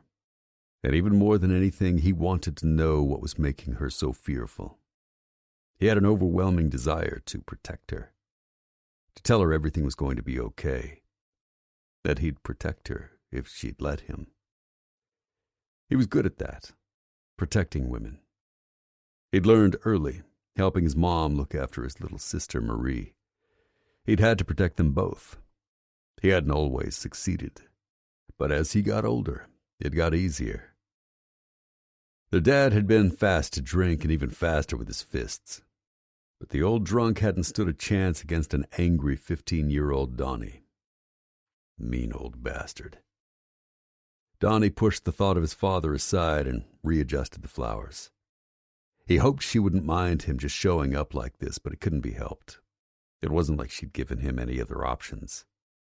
He didn't have her damn phone number. But he'd get it today. Damn straight he would. He pulled up in front of her house. He felt a bit nervous as he walked up to her front stoop and knocked. He heard pattering little footsteps and smiled. Then he heard a chain being unlocked, and another chain, and a couple of locks. Damn, the place was like Fort Knox. She peeked out from a sliver of the door. There was still some sort of chain on it. He smiled, even though the number of locks was throwing him. How had he not noticed that before? "Hi, Sally." He grinned and held up the flowers. "These are for you." She just blinked at him like a tiny little owl, probably figuring out that she had to open the door to accept the flowers. He felt a bit like a heel, knowing he was being pushy, but she was so damned elusive that he didn't really have a choice. If he wanted her, he was going to have to use every trick in the book. And god damn did he want her. "Oh, thank you." She closed the door to unlock the chain and opened it up again, wider this time. He almost swallowed his tongue when he saw her. She was wearing a pink tank top and a pair of tight jeans. Her feet were bare and her cute little toes were painted a sparkly peach color. Jesus, the woman was trying to kill him. He handed her the flowers while trying to send her a message telepathically. "Let me in, let me in, let me in, let me in." "Would you like to come in?" He grinned so wide he felt like his face would split in two. Every inch he got closer to her felt like a triumph. It wasn't like she was playing hard to get, though. Everything about Sally was real. He stepped inside and watched as she locked the door again. He was staring at her door as her busy little hands clicked each lock into place. She had 8 locks. He felt a cold weight settling in the pit of his stomach. That's when he saw the baseball bat by the door. Fuck. He knew then. He knew without a fucking doubt. "I'll just put these in water. Is something wrong, Donnie?" He tried to keep his face devoid of emotion. He was shocked at how angry he was at the thought of someone threatening a sweet little thing like Sally. His sweet little thing. "Has someone been bothering you, Sally?" She blanched and took in a sharp little breath but didn't say anything. He was practically vibrating with the need to punch somebody's face in. Whoever it was that made her this afraid. "Tell me and I'll take care of it." "No. There's just been a lot of break-ins around here. I'm alone here, so..." She licked her lips nervously. She was lying. He knew it. "I'll get a vase."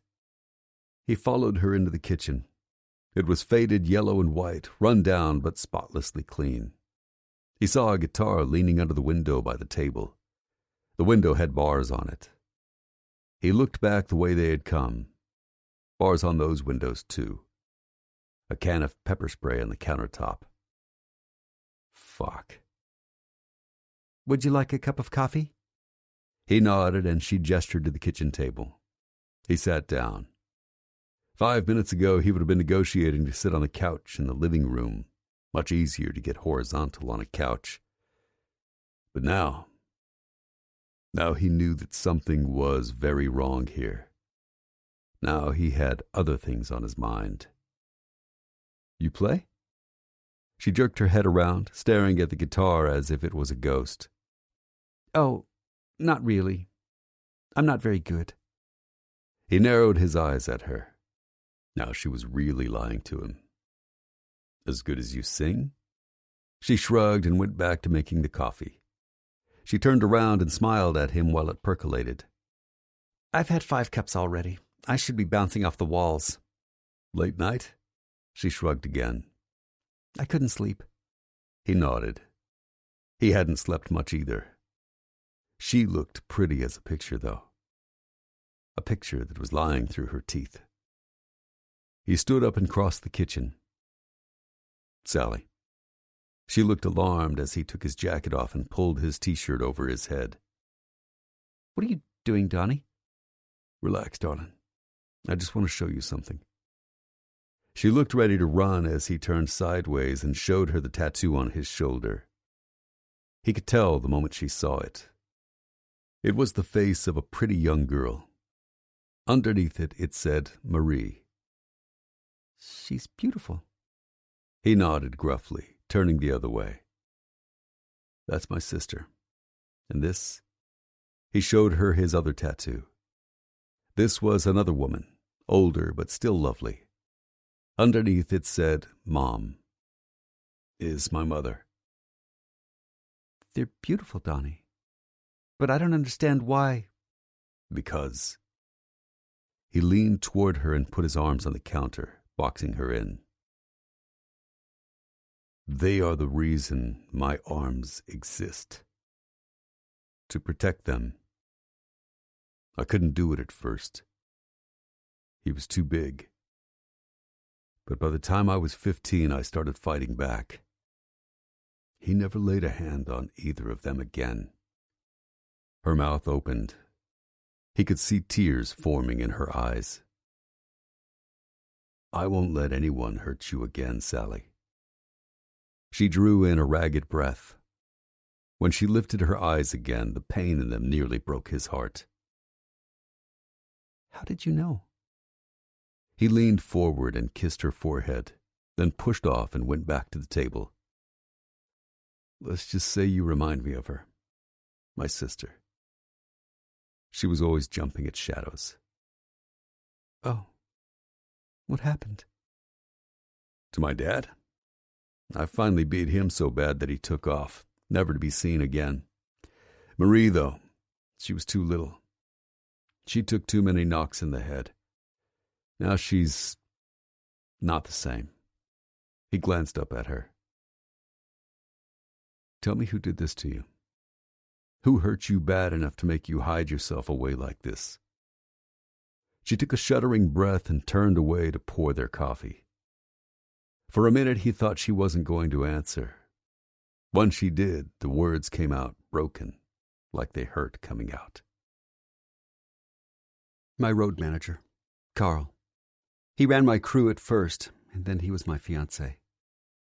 He hit you? She nodded, not looking at him. He did lots of things. Hitting was one of them. Donnie saw black, then red, then black again. He forced himself to stay calm. He didn't want to scare her. Where is he? I don't know. Back in Nashville, probably. He said he'd come after me, but maybe he didn't mean it. I don't know. I keep meaning to get a dog. A big one. I don't want you to worry anymore. You have a big dog. Right here. He made a fist and thumped it against his bare chest. No, Donnie. If he does find me, he'll kill you. He said he was going to kill me, too, if I ever ran off or if I ever... If you ever found yourself a man? She nodded. Well, no fucking wonder she was so skittish. He felt like a giant ass for kissing her outside the other night. She'd been looking for this Carl bastard. He almost hoped he did come looking for her. He'd be in for a big fucking surprise. Do you want sugar? He was on his feet again before he knew what he was doing, his hands reaching for her, spinning her to face him and taking her mouth in a kiss that scalded both of them. He could not stop kissing her, could not stop his hands from molding the curves of her body to his, could not stop wanting more. He wondered if he took her to bed a couple of times, if this unquenchable thirst for her would be satisfied. He doubted it. It would take 1,000 times and he'd still want her. But maybe he'd be able to think about something else for 5 minutes. Donnie knew he was in danger of falling for this girl. Hard. But he didn't care anymore. He had her leg around his waist with his huge palms cupping her round little cheeks when he finally came up for air. They were both breathing heavily. He stared at her, wondering how he'd even mistaken her for pretty. With her flushed cheeks and tousled hair, she was fucking beautiful. The most beautiful girl he'd ever seen. One of her tank top straps had slipped off, revealing a smooth golden shoulder. He kissed her there, lightly, then moved up her neck with small, deliberate kisses until he reached her ear. "I want you, Sally." She moaned a little bit as he pressed his erection forward, nudging her sex. She lifted her hands up and placed them on his chest, then gently pushed him away. I can't, Donnie. I'm sorry. He stepped backwards, breathing heavily. He squeezed his hands into fists to keep himself from reaching for her. "Don't you like me, Sally?" She crossed her arms over her chest and looked away. I just want to be left alone. It's just easier that way. He stared at her for a minute, hoping she would relent, but she wasn't even looking at him. She looked small, like she was trying to shrink into herself and become invisible. Please, Donnie. He cursed under his breath and grabbed his shirt and jacket. He didn't wait for her to come and unlock the door. He clicked open lock after lock until the door opened. It was beautiful out. A perfect, balmy afternoon in late spring. But he didn't care. He didn't care about anything. Chapter 19. Sally. Sally had finally cried herself to sleep a couple of hours before she had to be at the diner for the morning shift. She was working a double for the 3rd time that week. She needed the money in case she had to run again. Not if, when. She was getting that itch again. The need to run. Besides, if she was at the diner, it was a little easier not to think about Donnie. Or Carl. She had hated him before, feared and despised him. But now she was even angrier than she'd been when he hurt her. When he stripped away her self-esteem and stole her country music career out from under her boot heels. Because now he'd robbed her of a chance at something real. Something good. He'd stolen her chance with Donnie. No, Donnie was just a nickname. His name was Donahue. She didn't even know his real first name, and she was unlikely to ever get a chance to. She sent him away time and again. There was no way he would want her now. At the diner, she was like a shark, in constant motion. If a shark stopped moving, it would die. Sally felt the same way. If she stopped moving, she'd have to face the mess she'd made of things. She'd have to face the prospect of being alone, always running, forever. She looked around Maze after putting the mop away. The place was clean when she'd come in earlier that morning, but now it was cleaner, spotless even. She sighed. It might be just a diner, but she'd miss it when she left town. May was always kind to her and had given her a job even without ID or experience. Charlie, the line cook, was a sweet older guy.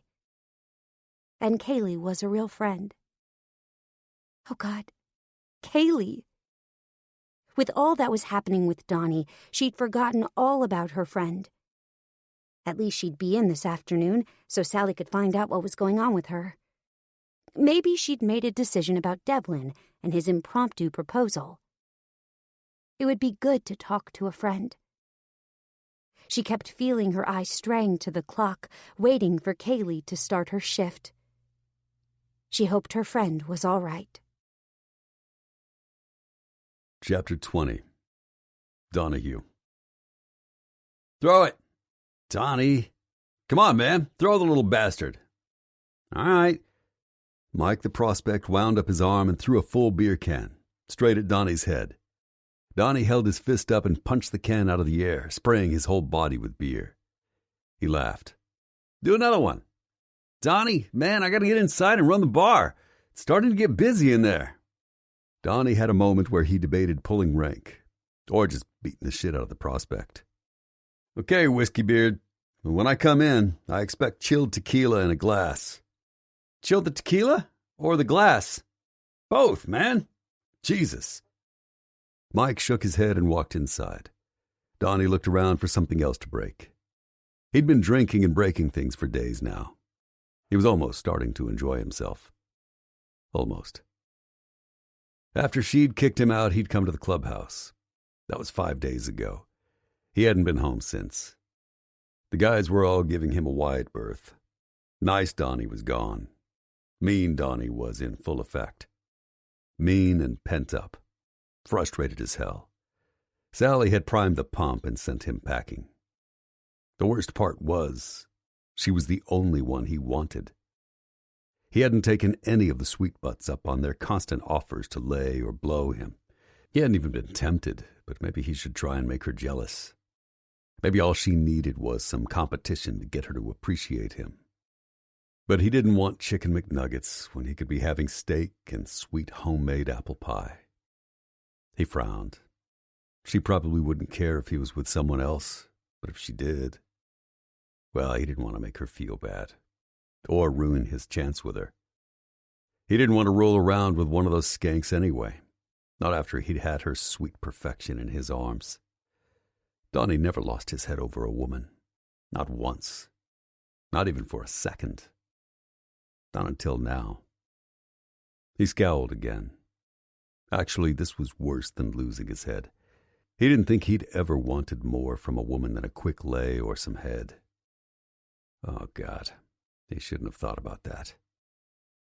Sally's soft lips would feel incredible on his shaft. He started getting hard at the thought of Sally kneeling in front of him, taking him into her sweet mouth. Christ.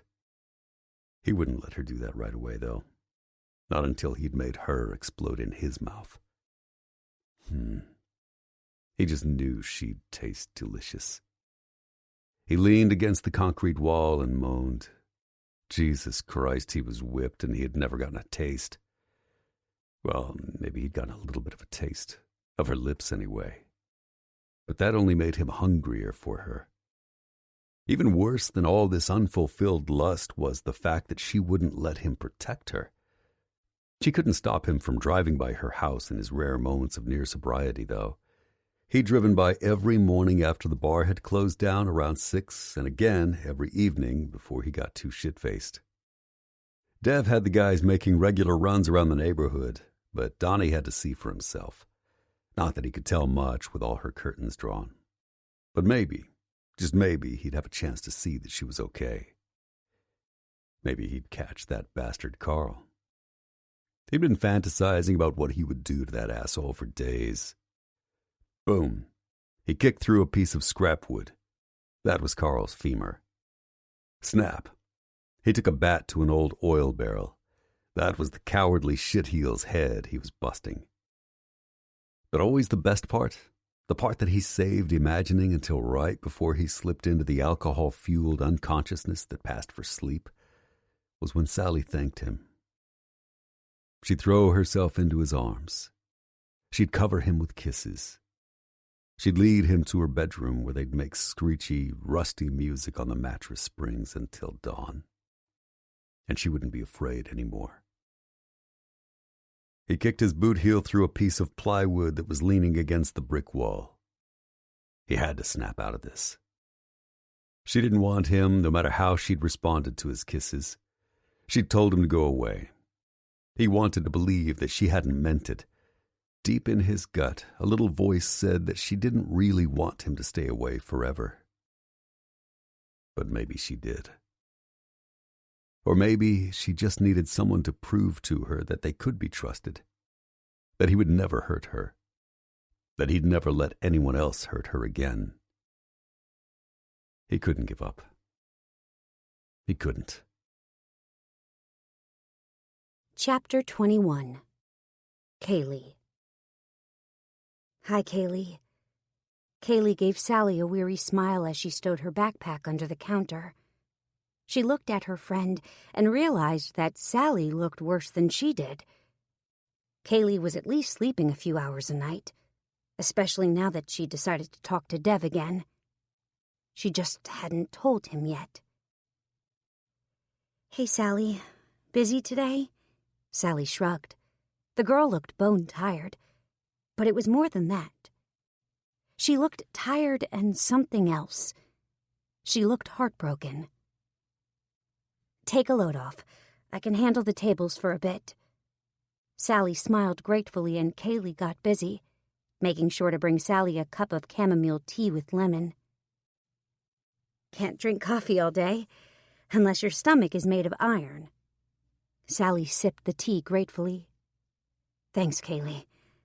My stomach has been a little sour. Kaylee put her hands on the counter and gave Sally a look. So, Janet told me something happened with Donnie. Sally's eyes got real wide. Guess she didn't realize that bikers gossip too. A lot, actually. The clubhouse was like a hive, constantly buzzing about this guy or that old lady. Kaylee hid a smile. What did she say? Is he okay? He's been drunk for a week, according to Jan, moping around. She leaned in and winked. Ignoring all the sweet butts. Sally blinked at her. You know what that means, right?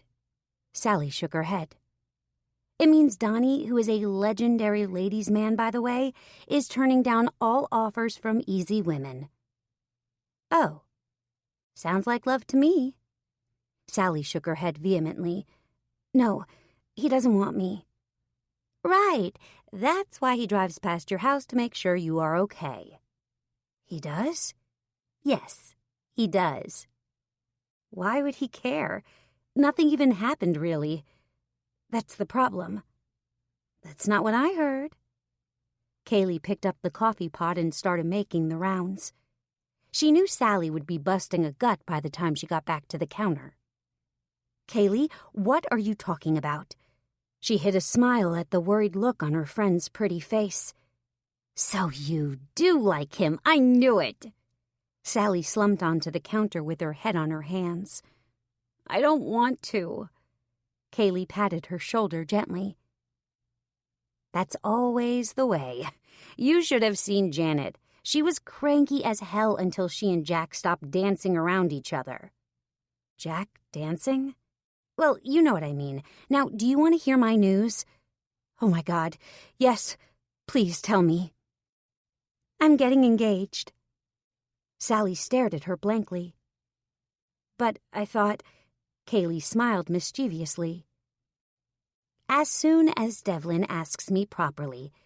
Talked it over with Mama and we decided it was kind of sweet, him getting ahead of himself that way. Besides, it's not like it's not inevitable. Sally came around the counter and hugged her quickly. That's wonderful, Kaylee. Congratulations. Devlin must be ecstatic. Kaylee winked at her as the dinner crowd started to shuffle in. He will be. Will? He just doesn't know yet. Kaylee, what? Don't worry, Sally. I think I have the solution to both of our problems. You do? I wish I knew what to do. Kaylee took her hand and squeezed. We are going to out-sweet the sweet butts. Chapter 22. Sally. Sally opened her door to see Kaylee and Janet standing outside. Janet held a fancy makeup kit, and Kaylee had a hanging wardrobe bag over her arm. "Hi, guys. What's all this?" "Ammunition. We are going out tonight, and we are taking no prisoners." She stepped aside to let the other girls in. They glanced around at her sparse decor. She knew at the instant they saw the bat and the locks, but thankfully they didn't say anything. "I have a shift tonight." "No, you don't. May's covering for you with her niece, Becky." "Oh. Why?" Kaylee and Janet exchanged a glance and smiled conspiratorially.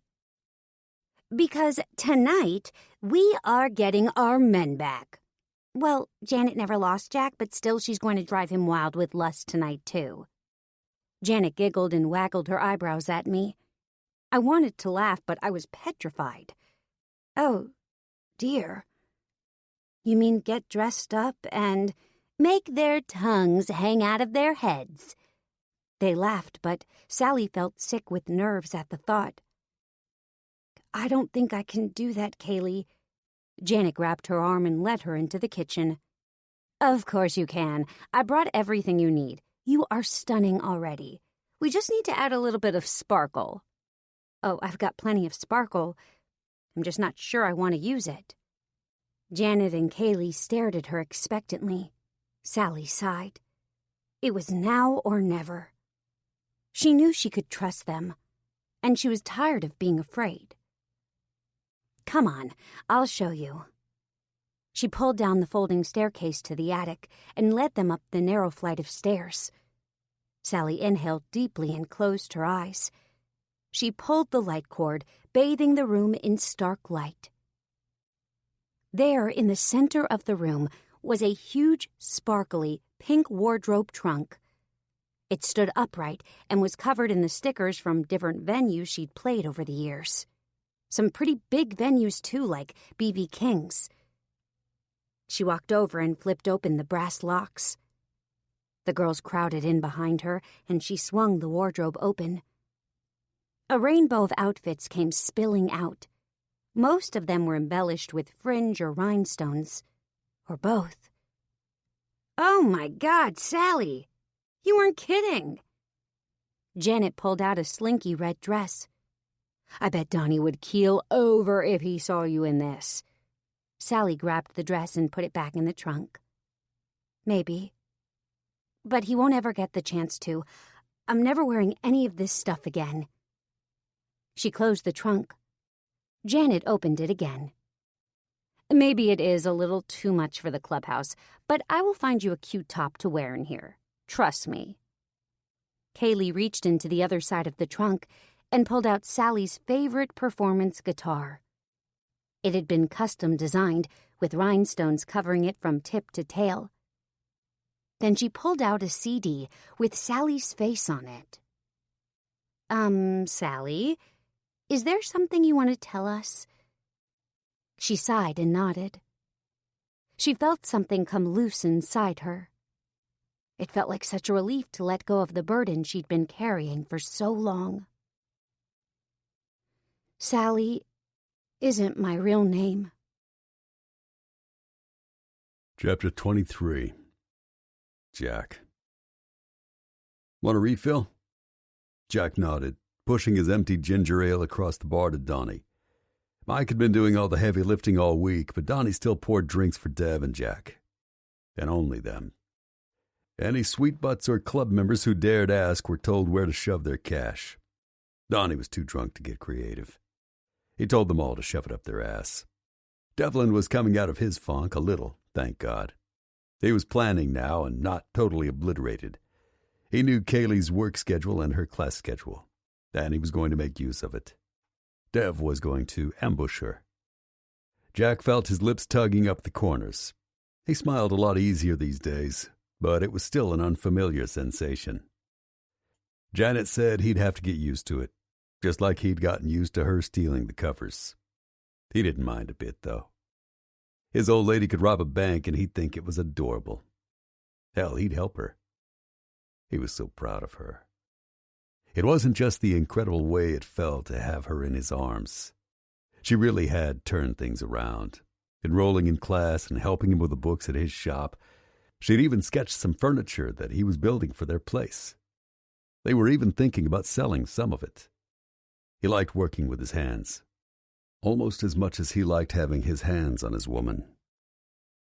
He frowned. Where was she tonight? She'd said something about going out with Kaylee and Sally. He had a bad feeling about that. If those three were out on the town, it was sure to be trouble. But he trusted his woman. Besides, she'd promised to text him where to meet her later. The whole situation with Kaylee and Dev was hard for everyone. Jack wondered what she would say if he told her he wanted to get married too. He was already ring hunting. Plus, he was already done with the other gift he had for her. The bike. He had bought it a while ago and started working on it again when he'd met Janet. Every time she'd driven him crazy, he'd gone into the shop and put it into the bike. It was flashy and screaming to be painted black and red. Red, like his woman. That was the moment he'd known. He was never, ever letting her go. Dev, we have news. Dev looked up and faced Bruce. Danny was at the ER. Looks like a domestic situation. That fucker put his hands on her? Bruce nodded. Look, Danny is a handful. I know she's not welcome here, but I know you have beef with Grant. Dave shook his head. No, she's not welcome, but she still deserves our protection. Bruce lowered his head in gratitude. We need more dirt on Grant. I don't just want to hurt him. I want to destroy him. Wasn't Whiskey Beard working on something? Beard! Donnie waved Mike over from the other side of the bar. People were waiting on their drinks. Didn't matter. Dev was the club president, and he came first. Whiskey, is your cousin still on payroll? He nodded. She's been watching his online accounts. He has no idea she's even there. You sure? We don't want blowback. No, man, she's a genius. She's like famous. In the hacking world, anyway. Good. Tell her it's time. Drain his accounts. Make sure his bills are past due. All of them.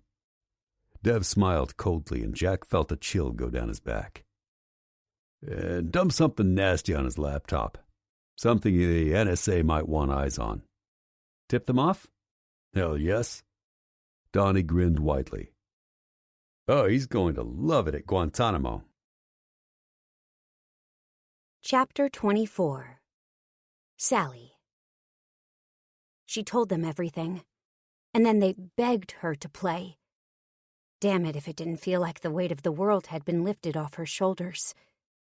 20 minutes later, the girls were sitting in the kitchen, listening to Sally play her practice guitar, the one without the spangles. Their eyes were wide and weepy as she played them the song she'd written a few weeks ago, the first night that Donnie kissed her. She finished and rested the guitar on her knee. It felt good to let it sit there. It felt good to play for people again, even if it was just 2 instead of 2,000. They were applauding and asking her to play again. Just one more, Sally. Please, it's so beautiful I could cry. Sally just smiled. We better get ready if we are going to this shindig tonight.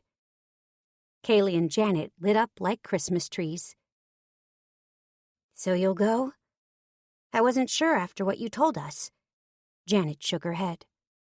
I'm not surprised you wanted to keep Donnie at arm's length, but he is a good guy. I bet he will surprise you if you let him. I know he's a good guy. Why else would he have stuck around with me acting so crazy? You aren't crazy at all, and even if you were, you are gorgeous. Lots of guys wouldn't even notice what was going on with you. Kaylee giggled. They'd be too busy staring.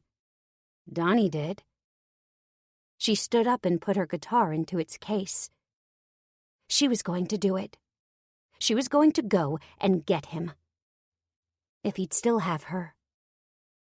She knew it was a risk, but she had to try. It was like her grandma had always said. Life was for living.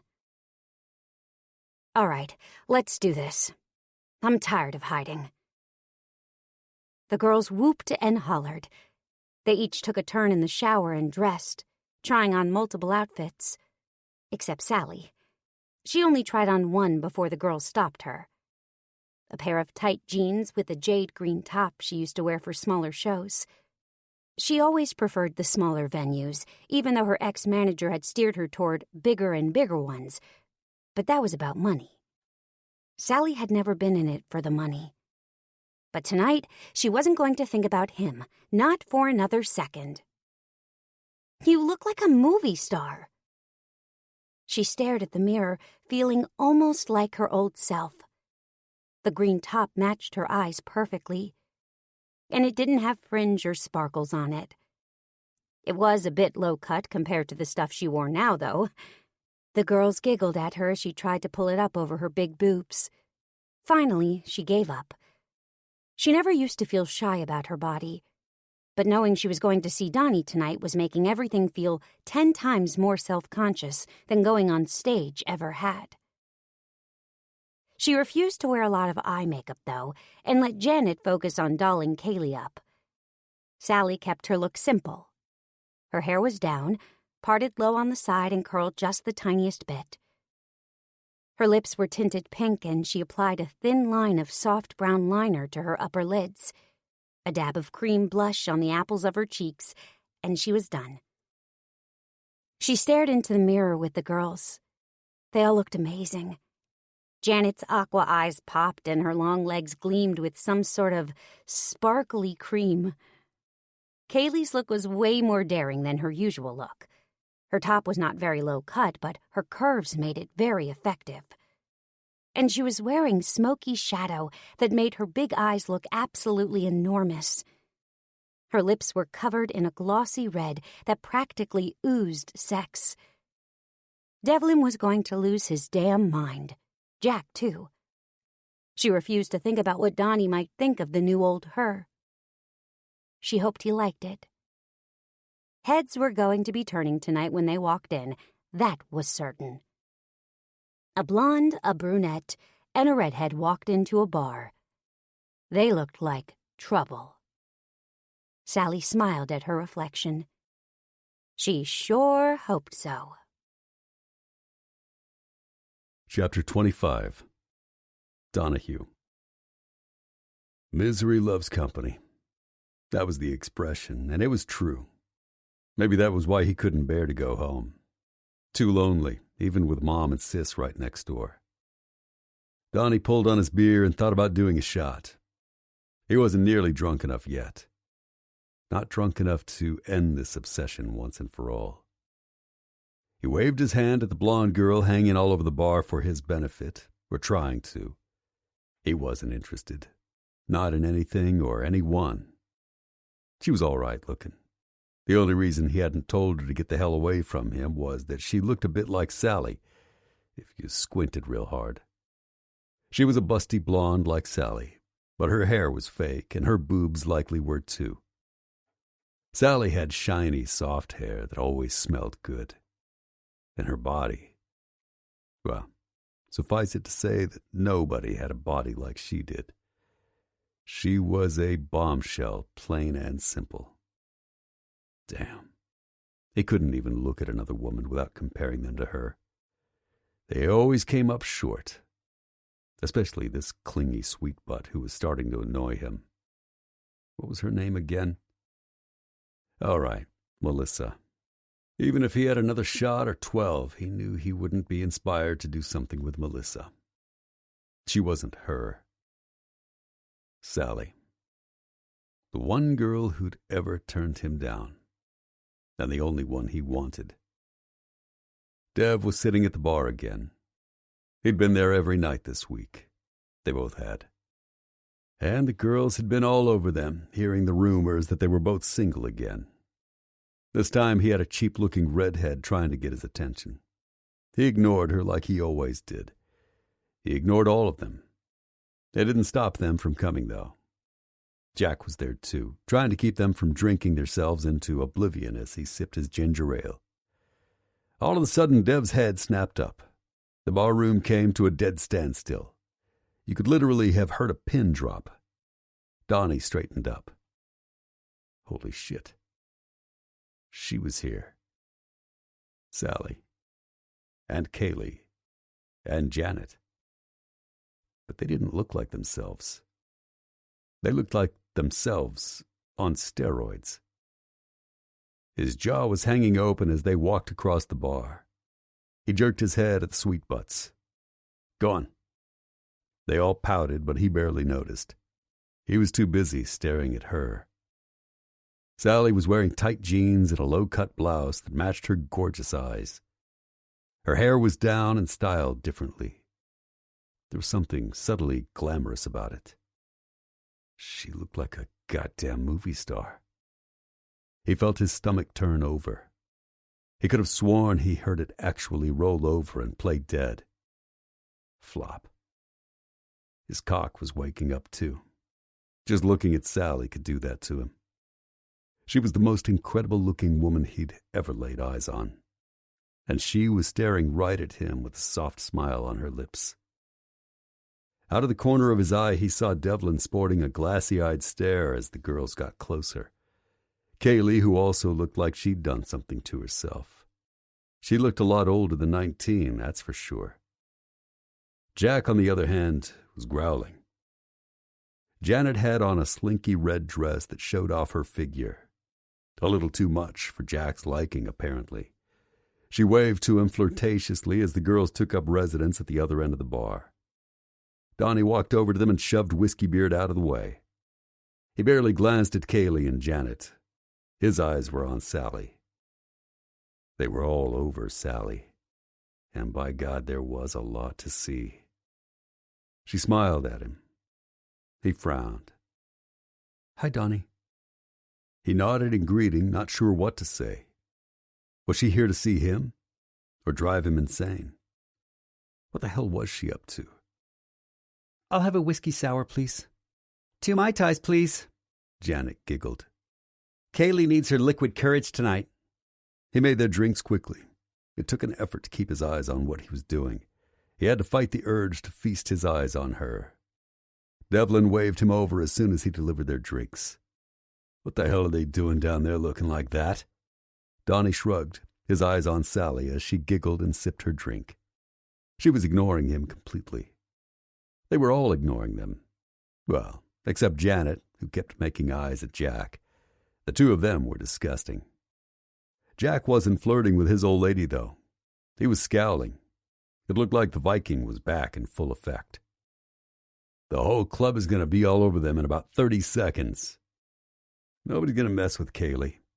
Maybe not, but they are going to be all over your girl there, Donnie, and ours are going to be right in the middle of it.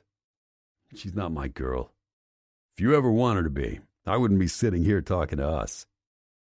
Sure enough, there were a couple of guys making a beeline for the girls. More than a couple. In less than a minute, there was no less than 8 bikers over there leering at his woman. His woman, damn it. He straightened up and finished his beer. Then he popped the top off another one and sauntered over there. Sally was laughing at something Dave Lugnut Harris said. Dave was good-looking and always had his pick of the sweet butts. Apparently, he was looking to branch out into his territory. Donnie gave the guy the stink eye until the moron seemed to notice. Donnie, man, make sure this lovely lady's drinks are on my tab. They're already on the house. Oh, right. Dev always treats his old lady and her friends. Kaylee, you are looking lovely as always.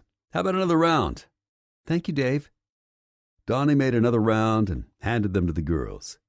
Then he slammed Dave's drink down so that it spilled everywhere. What the hell, man?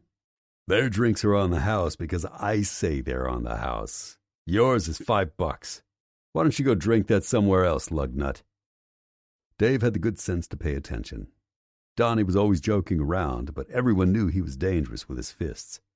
He was faster and wilier than anyone in a fight, and Dave knew it.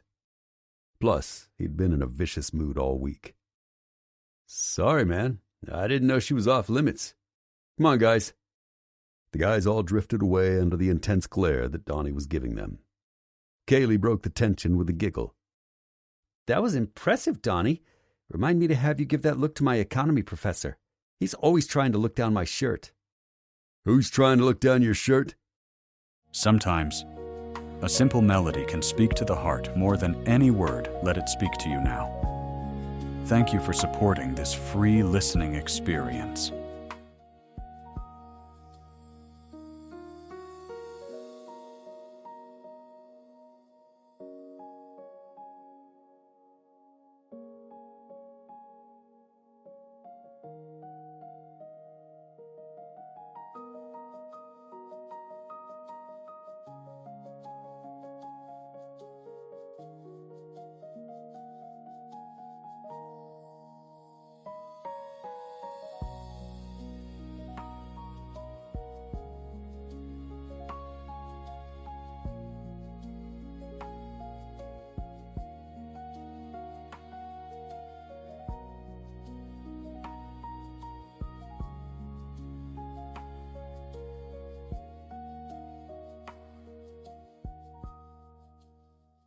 Kaylee swiveled on her stool and gasped.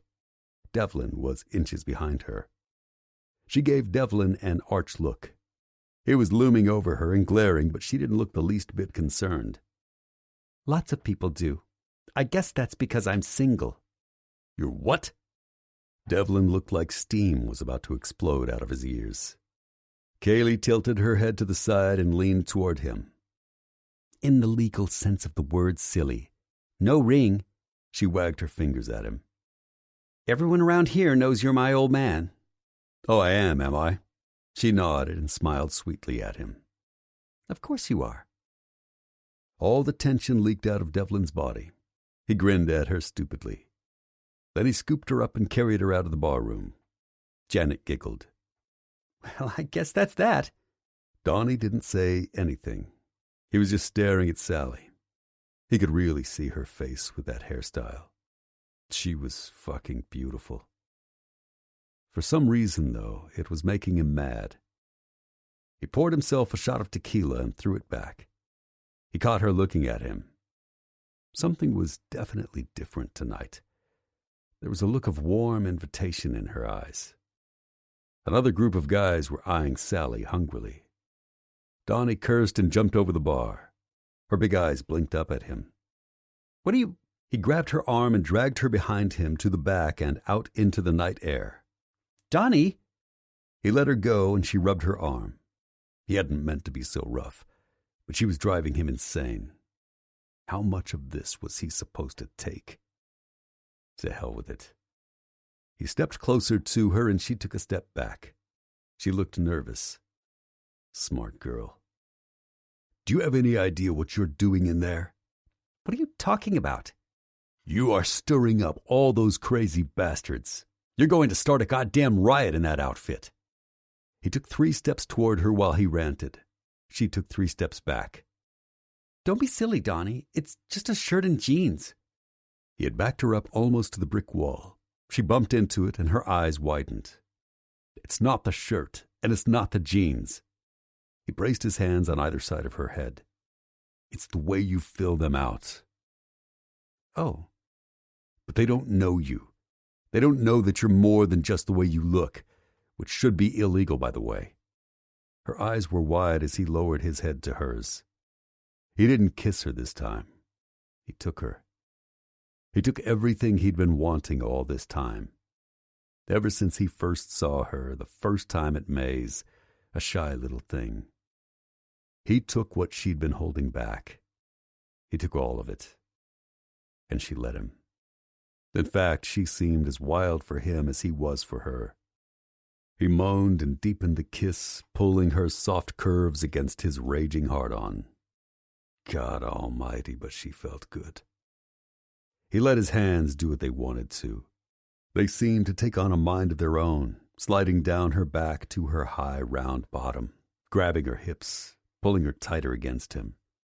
He started grinding his hips into hers, and she let out a soft whimper. Then her leg was wrapped around his waist, and she was grinding into him. He tore his mouth away and stared down at her. Sally, what are you doing? I'm kissing you. Don't start something you can't finish. Okay, Donnie, I won't. I'm serious, Sally. I won't be able to stop. She slid her hands up his chest. Good. Fuck. He moaned in frustration. He wanted to take her up against the wall, but he respected her too much to do that. His dick, on the other hand, didn't give a shit about the niceties. He wanted in. Now. And he wanted to stay there a long fucking time. He couldn't take her home. That would require some explanation in advance. Besides, it would take too long. He was going to go insane if he didn't get inside her. Now. Immediately. Fucking yesterday. He couldn't wait. He'd already started unbuttoning her blouse without thinking, his fingers driving into the top of her lacy bra. He had to get her top off, and her pants. Her shoes she could keep. He pulled back and stared down at her. They were both breathing hard. One hand was on her chest and the other one pressed against the wall.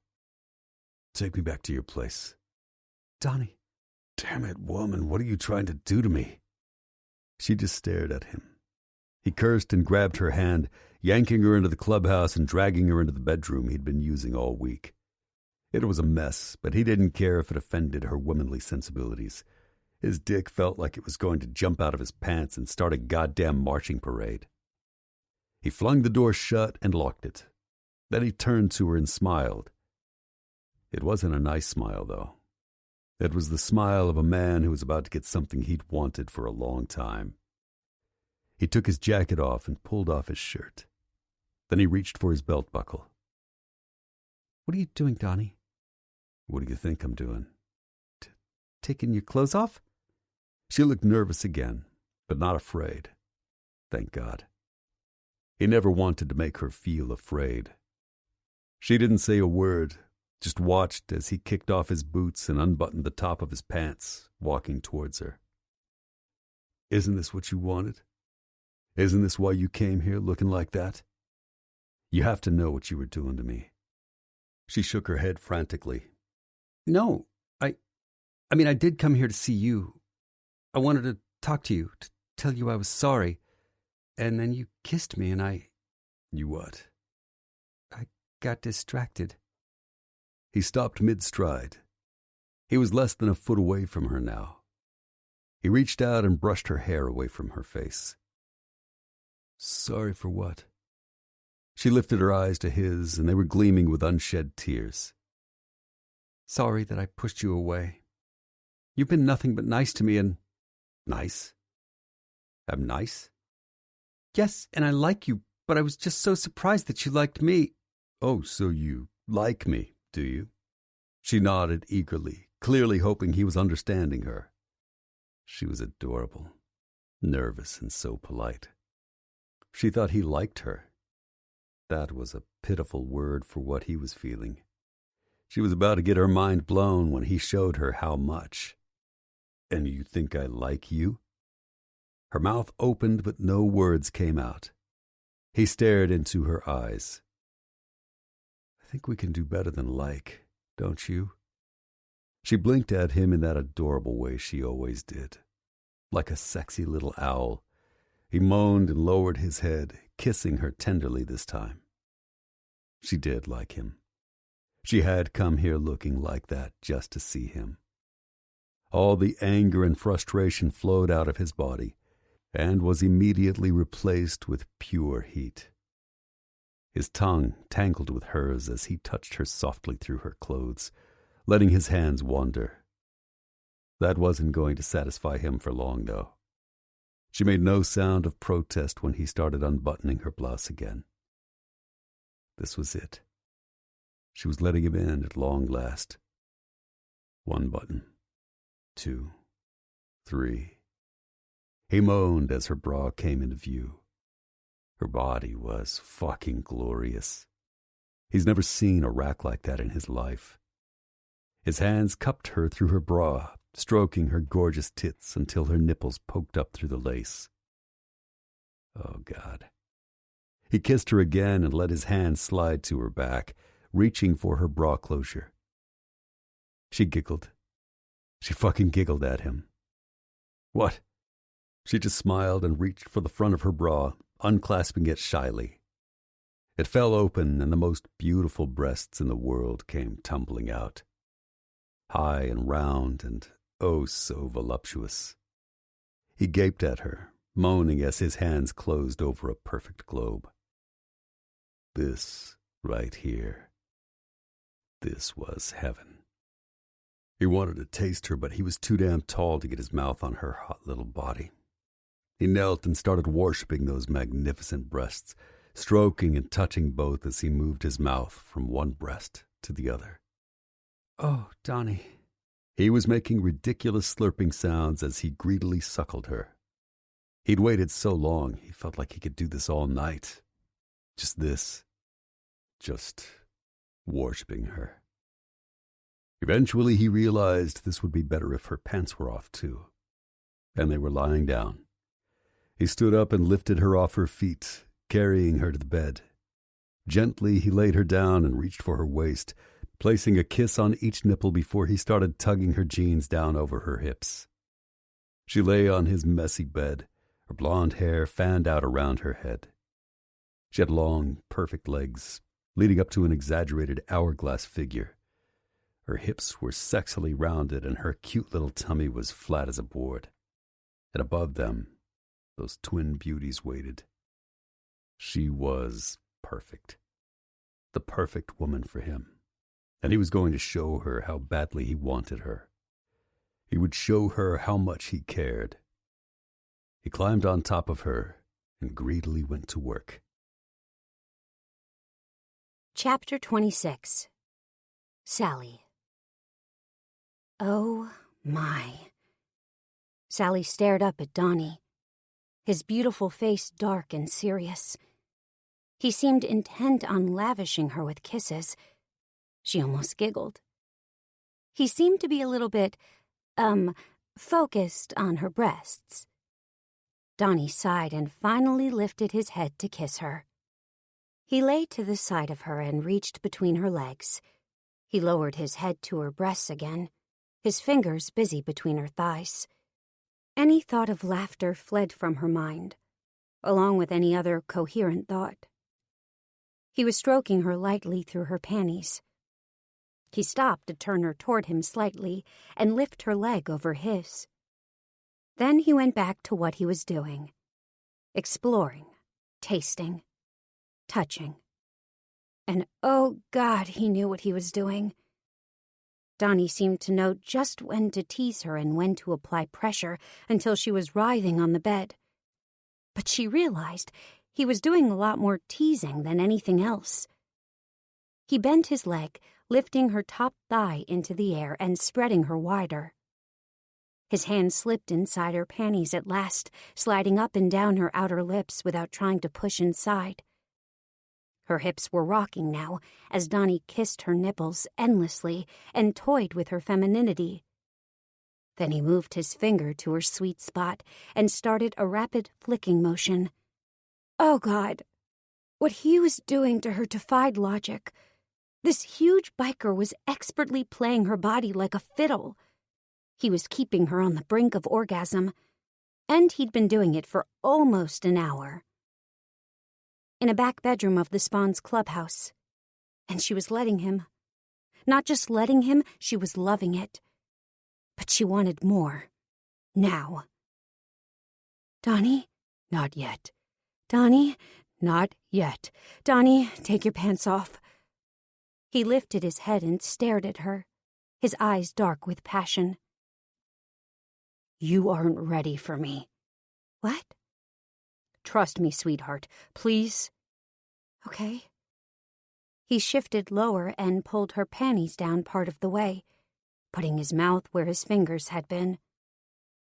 His fingers started moving faster, but his mouth, oh God, his mouth started kissing her below. He kissed her plump little lips deeply, letting his tongue slip inside her and withdraw with an ever-increasing tempo. Oh, my goodness! Sally was beside herself. She knew she was going to climax soon, and it was going to be big.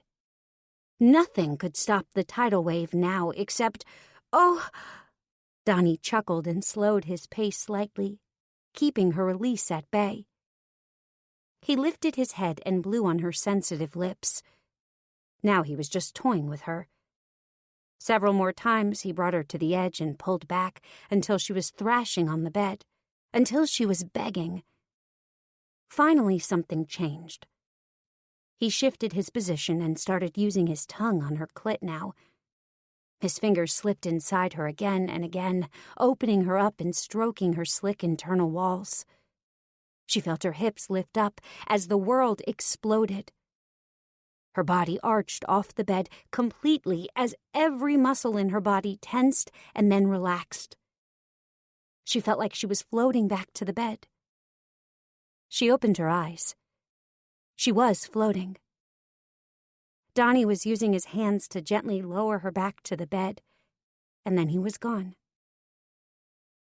She couldn't see much in the darkened room, but she heard the telltale sound of a zipper.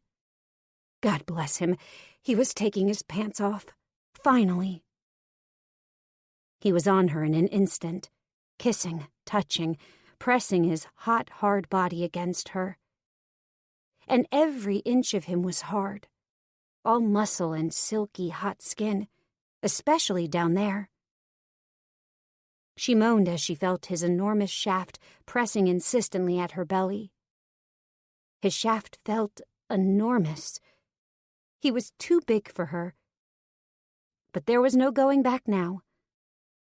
Besides, she wanted to feel him inside her, even if it hurt.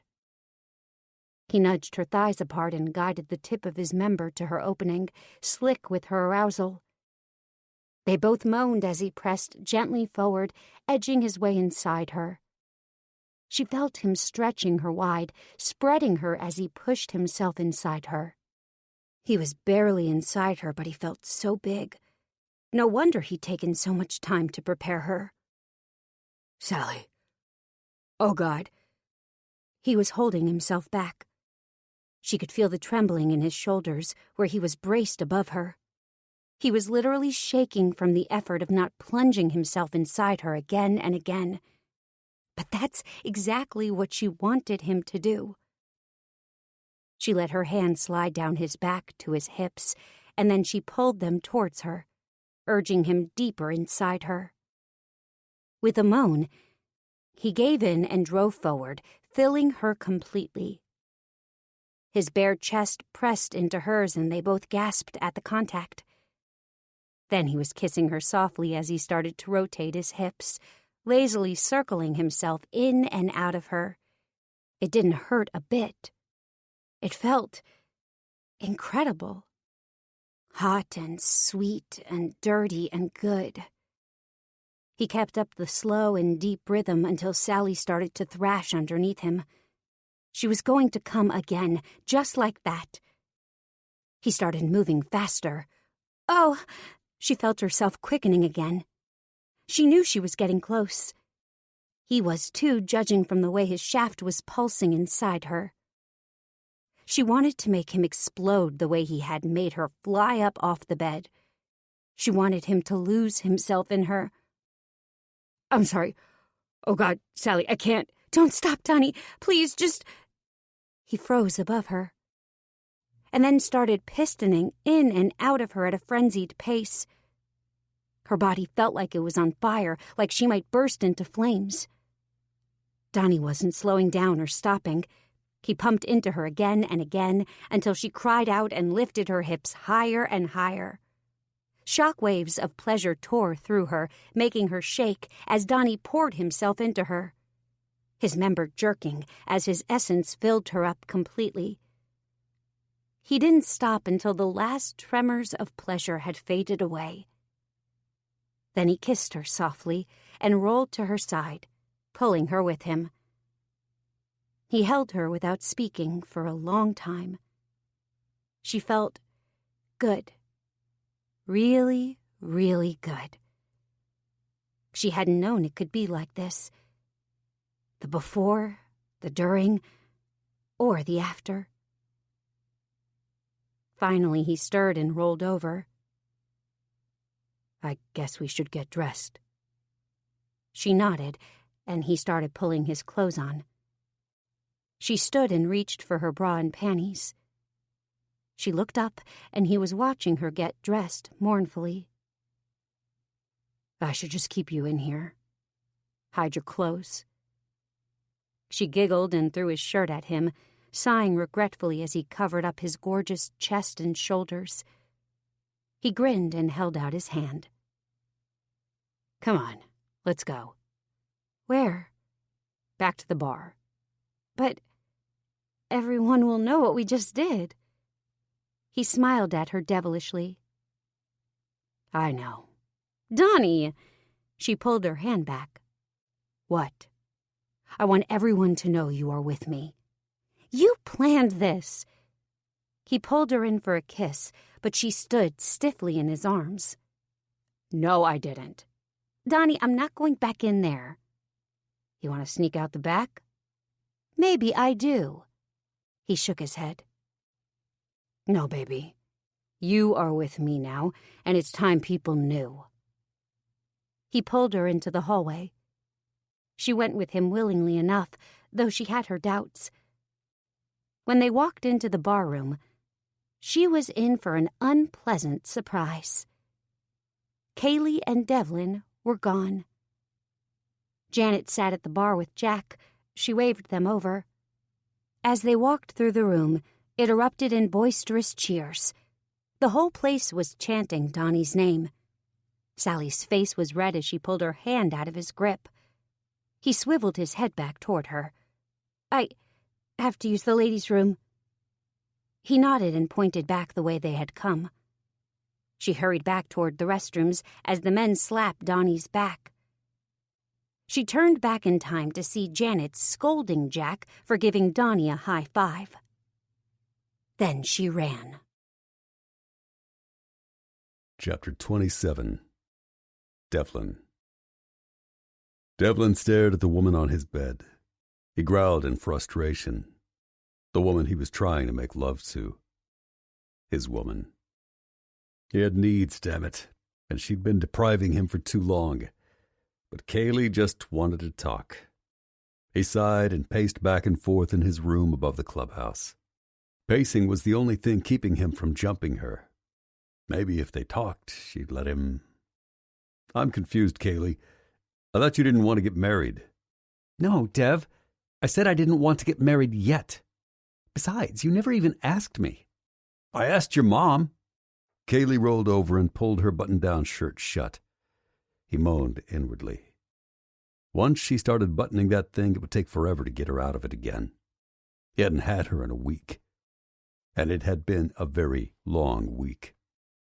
He'd spent it wondering if he'd ever recover if he didn't. No, Devlin. You asked her if she'd like you for a son-in-law. She said yes. She meant it. She just didn't think you meant right away. Is she mad? Kaylee shook her head, causing her golden brown waves to ripple over her shoulders. Her clothed shoulders. He groaned and leaned against the wall. She was driving him insane. Well, it was hard to be mad when she was looking so sweetly at him. He could see her white lace bra peeking out from under her still unbuttoned shirt.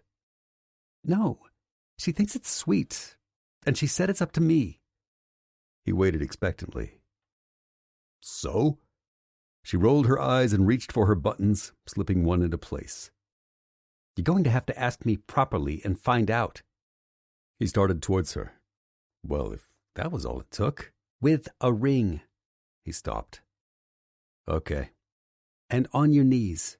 He grinned. He'd be happy to get on his knees and beg her to take her shirt off again. But she held up a finger. And not right now. She sat up and primly started to dress herself. He growled and pounced on her. She squealed as he started devouring her earlobe. He knew that made her crazy. Her neck was very sensitive, and she smelled so sweet. He unbuttoned her shirt again, making her laugh and push at his shoulders. Devlin, we are having a serious discussion here. He lifted his head and stared down at his beautiful girl. Yes, we are. He saw the surrender in her eyes a split second before his lips were on hers, kissing her senseless. All he had to do was ask. Did that mean she would say yes? She would marry him? He wanted her under his roof every night.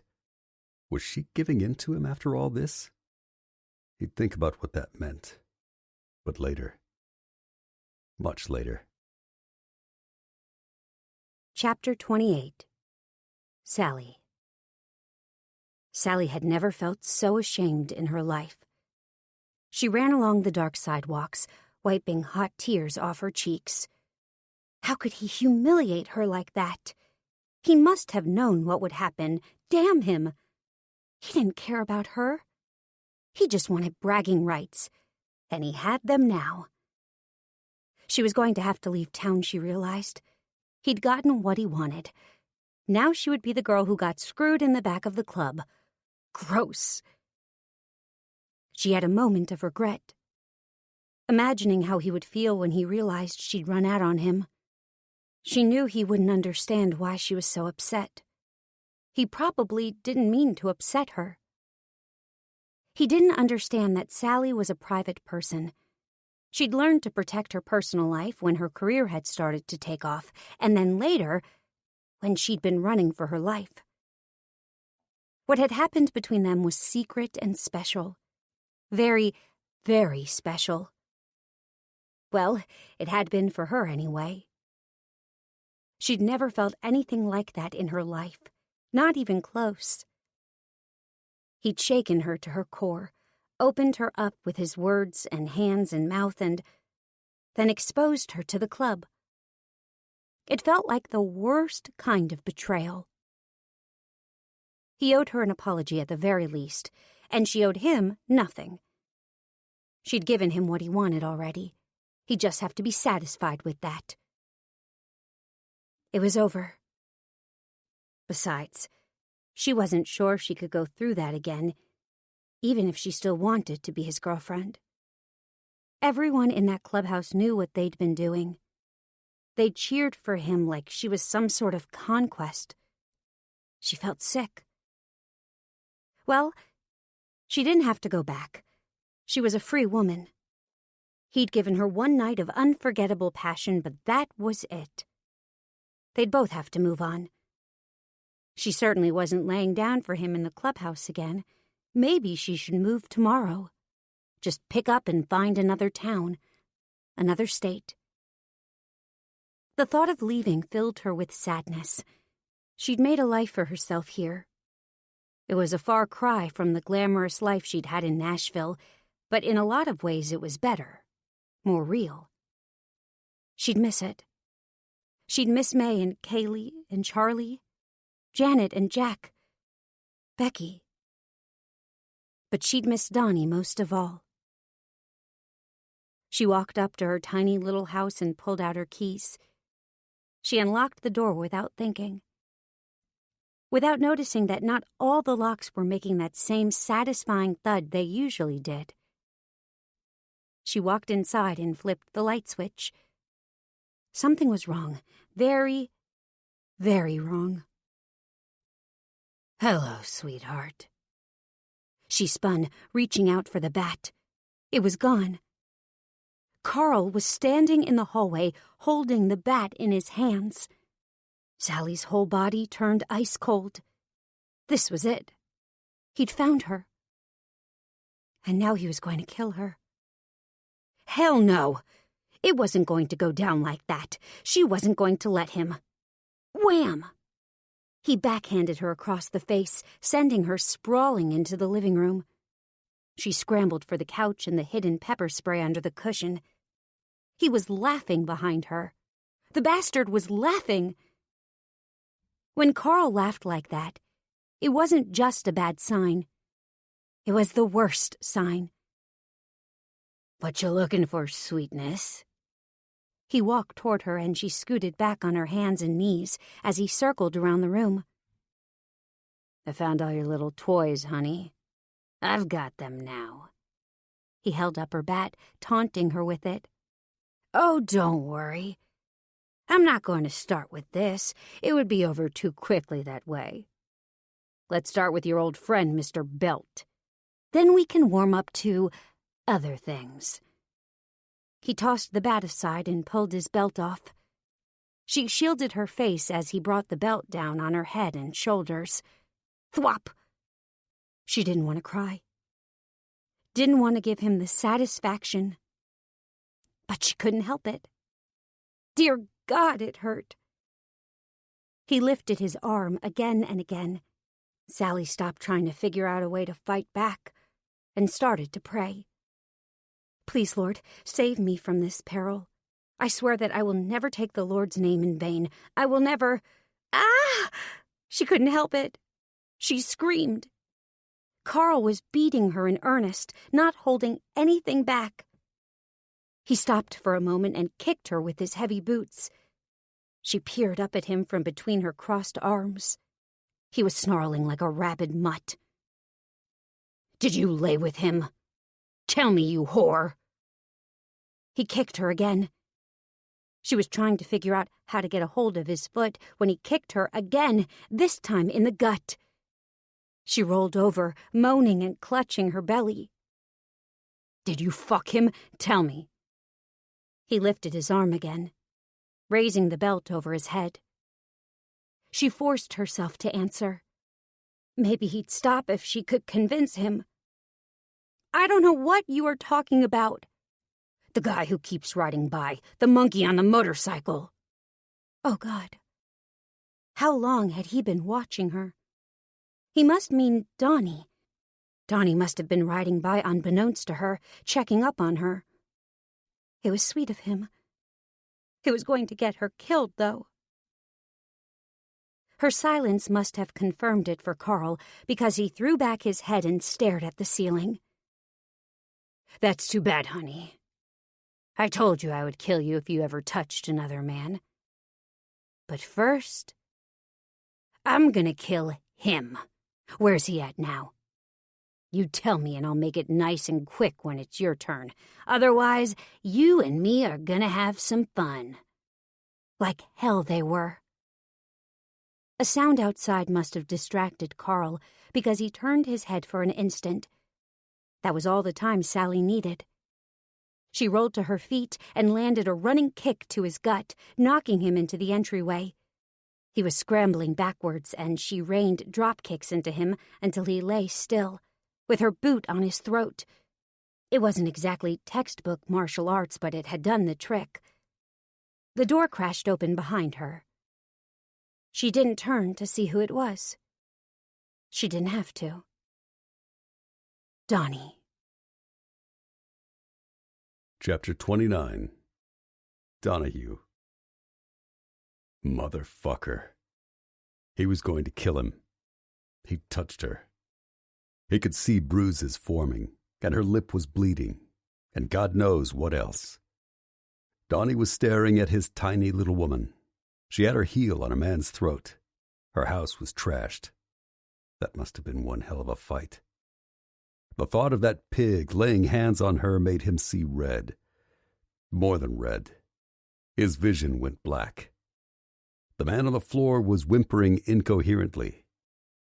Good. He walked over to the sniveling bastard and stepped on his hand until he released the belt he was gripping. He'd hit her with that. A belt could do a lot of damage, Donnie knew from experience. He started to roll him over, but Sally was frozen in place, obviously afraid to take her foot off his throat. He realized she was shaking. He put his arm around her and tried to give her some of his warmth. "Sally, honey, let me take over. You did good, baby." He stared at the piece of shit on the floor. Real good. She nodded and pulled her foot back. Donnie rolled the guy onto his face and quickly strapped his arms together with his own belt. The scumbag had a pistol tucked into the back of his jeans. Donnie used his shirt to pick it up and slide it away from them. "You got a rope or something?"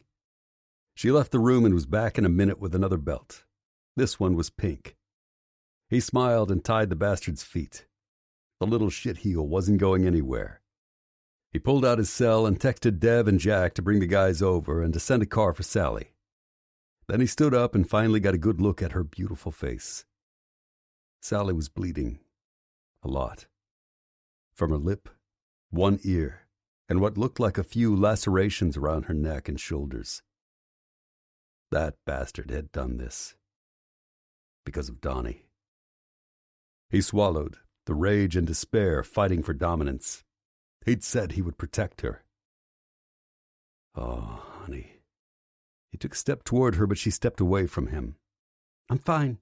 No, you're not, sweetheart. Don't call me that. He stopped, confused. She wasn't acting like a damsel in distress who'd just been rescued by her man. Then he remembered. He'd momentarily forgotten that she'd dipped out on him at the clubhouse. He'd forgotten about the ribbing they'd gotten from the rest of the club. Her eyes were narrowed as she stared at him. Clearly she had not forgotten. Come on now, Sally, don't be like that. They were just having a little fun at my expense. Your expense? What about me? I'm the one who looked like a whore. He held his hands up. No, honey, you didn't. They were just happy because I've been mooning over you for so long. They were giving me shit. She stared at him distrustfully, obviously not sure what to think. I swear to you, Sally, they were just glad that I wasn't going to be such a bastard anymore. You're my old lady. She blinked. She must know what that meant. Good. Or you will be, if you can stop being so mad at me. Just say the word. He held his breath while he watched the emotions play across her beautiful face. Finally, she nodded and dropped her head forward. He pulled her into his arms and held her until the sound of motorcycles could be heard outside. Dev and Jack walked in first and surveyed the damage. Jesus, what the hell happened, man? Donnie pointed to the tied-up man lying on the floor. That piece of shit right there. We'll take care of him, man. Never to be heard from again. Sally shook her head wildly. No, Donnie, you can't. I don't want you to get in trouble. He stood there, his jaw clenched. He wanted to kill the guy so bad he could taste it. But he wasn't going to do it behind her back. He wasn't going to lie to her. You sure, Sally? He doesn't deserve to live. She nodded.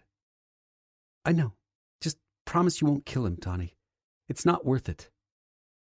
All right, sweetheart, I won't. There are worse things than death, though. The man on the floor moaned and Jack kicked him. That made Donnie smile.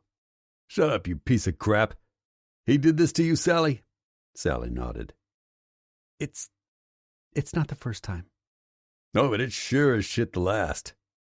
Jack cracked his knuckles together and the most terrifying smile came over his face.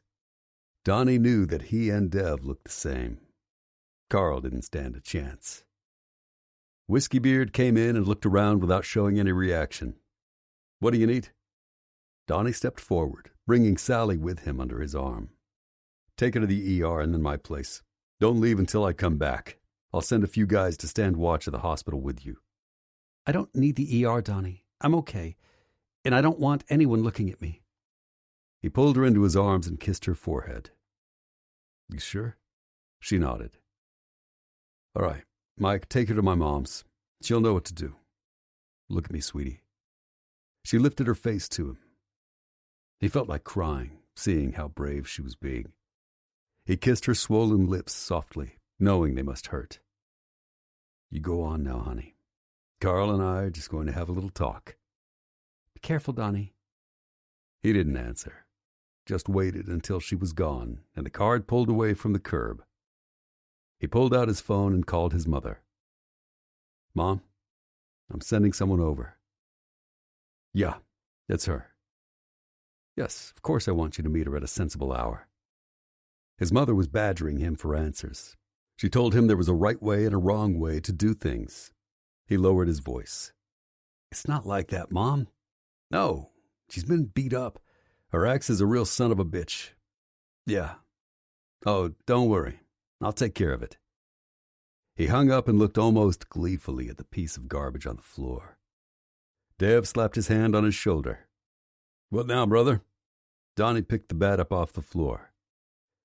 Now shit gets real. Chapter 30. Sally. It was over. Carl had found her, and she was still alive. She didn't want to think about what they were doing to him back there. Hopefully it would be enough to keep him from coming near her ever again. "You okay?" Sally nodded to Mike. But it was a bit of a fib. She was feeling woozy as they pulled up to Donnie's mother's house. It was a beautiful wooded spot just past the edge of town, on what used to be a small farm.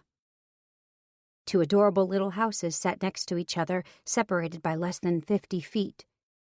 They looked charming, with white picket fences and matching front porches. That's all she could see in the dark. The one next door is Donnie's place. That explained the two houses. Mike helped her out of the car and up to the front door. He rang the doorbell. "Bring her in here, son." "Yes, Mrs. Donahue." He held Sally around the waist and he guided her to the bright and cheerful kitchen. He eased her into a chair. Mrs. Donahue walked over, wiping her hands on her apron. She was a stunning older woman with long black and silver hair and blue eyes, just like Donnie's. "Tisk, tisk, look at you, honey. Who did this to you?" "My ex." "He find out you're with my boy now? Didn't like it much, I gather." "Yes, ma'am." Mrs. Donahue started talking and didn't stop while she gently examined Sally's face. "Not the first time either, was it? Well, don't worry, I've got plenty of experience with this. First myself, then the kids, and then Donnie getting into every scrape he could. I swear you would think that boy had magnets in his fists." She pulled at Sally's silk top. "Take this off, honey. I'll get you a robe. You can go now, Mike." "Donnie told me to stick around. Okay if I sit on the porch?" "Course, honey. I'll bring you out some iced tea in a little while. Send Marie in if you see her." Sally sat very still while Donnie's mother tended to her. The older woman tisked a few more times, but was otherwise silent. She knew what she was doing, too, being as gentle as possible while thoroughly cleaning all the cuts and abrasions. She finished everything off with an ointment and bandages. Best to let some of these breathe. Just covered up the worst of them. "Thank you." Mrs. Donahue laughed. "Girl, you're the first woman Donnie's ever brought home to me. I'd knit you a sweater if you were cold. Now then, you want a bourbon and a lie down? I don't have anything stronger than a Tylenol." Sally shook her head. She didn't want to fall asleep, not until she knew that Donnie was okay, that he hadn't done anything stupid on her behalf. "No, thank you. But I'd like some coffee if you have it." "Afraid to go to sleep, eh? Don't blame you. I don't have coffee, though. Just tea." "That'd be fine. Thank you. I just want to see Donnie when he gets back." That made Mrs. Donahue beam. She brewed a pot of tea and poured Sally a cup. She was sipping it when a beautiful teenage girl came in. "Come here, Marie, say hello to Sally. She's Donnie's good friend." Marie came over and gave Sally a shy little curtsy. It would have been adorable on a child, but Marie was a lovely young woman. She was also simple. That was plain to see when you looked into her eyes. Sally's heart twisted when she thought about all that this family had been through. She looked around again, not wanting them to see the pity in her eyes. She started noticing the fine craftsmanship of the home. It had been meticulously restored and renovated. "You have a beautiful house, Mrs. Donahue." "Oh, this here is Donnie's place." "I thought he lived in the house next door." "That's Donnie's place, too. We live here, but he owns 'em both. The barn, too, though you probably knew that." Sally shook her head slowly. She had no idea Donnie was so well off. In fact, she had no idea what he even did at all. His mother was looking at her shrewdly. "You don't have a clue about him, do you? Just some pretty boy on a bike with nice eyes." Sally frowned. She didn't think of him that way exactly. Did she? "No, it's just..." "Yes, Well, everything happened kind of fast. Mrs. Donahue snorted. Sally had a sinking feeling that Mrs. Donahue didn't think much of her at that moment. Here, take this flashlight. Marie, take Miss Sally out to the workshop. She stood and followed Marie out of the house, hearing Mrs. Donahue muttering. How a body could be in love with someone and not know the first thing. Mrs. Donahue had a point. She walked out a well-worn path toward a barn about 100 yards from the house. An enormous willow tree filled the space in front of it. A flat wooden swing hung from one of the sturdy branches above. Marie ran ahead and slid the barn doors open. She flicked a switch and ran back to the tree, hopping onto the swing. Sally watched her on the swing for a minute. The girl was happy. She knew she was safe and loved. Thanks to Donnie. Sally walked into the open barn door and her mouth dropped open. The interior of the barn was modernized, with industrial lamps hanging high above, illuminating the room from corner to corner. There were work tables and heaps of scrap metal everywhere. But most of all, there was art. Huge metal sculptures were everywhere. A motorcycle that looked like it could take flight with the enormous wings spread out from the sides. There was an angel that looked like Marie, as well as many abstract but beautiful designs. There was another motorcycle across the room that made a shiver run down her spine. It had horns and a tail, almost like a... No, it was. A bike fit for the devil. How had he managed to make these out of metal? They looked so fluid, like they were molded out of silk. Then she saw the torches lining a high metal rack. Of course. Donnie was a welder. Well, more than that, really. He was a metalsmith. And an artist. An incredibly talented one. She walked through the barn in awe, with something new to see at every turn. A small figure hanging from the ceiling caught her eye. It was pirouetting with long copper hair streaming down its back. It almost looked alive the way it was spinning on its wire. She stepped closer to get a better look. The figure was a woman. Her head was thrown back and there was something wild and free in the way her arms were reaching behind her, almost as if she was about to take flight. Her heart started pounding in her chest. It looked like her. Donnie had sculpted her. All the fear she'd had about him, all the walls she'd put up, they all came tumbling down in that instant. He did love her. His mama had said so, hadn't she? She stayed in the workshop for almost an hour, touching things and just letting herself revel in her new discovery. Donnie loved her, and she loved him. Finally, she went back to the house with Marie following at her heels. Nobody seemed to mind that it was the middle of the night. She showered, wanting to get the slightest hint of Carl's touch off of her. Then she let Mrs. Donahue give her one of Marie's nightgowns and put her to bed like a child. She closed her eyes and thought about the future for the first time in what felt like forever. She was exhausted. But she didn't sleep. She couldn't. She had to wait for him. Donnie came home around dawn. She heard his mother whispering as he came into the house. She's resting. I just want to see her. Is she going to be all right? She's okay. He got in some pretty bad licks. You said she got in some too. And then some. She's quite a girl, Donnie.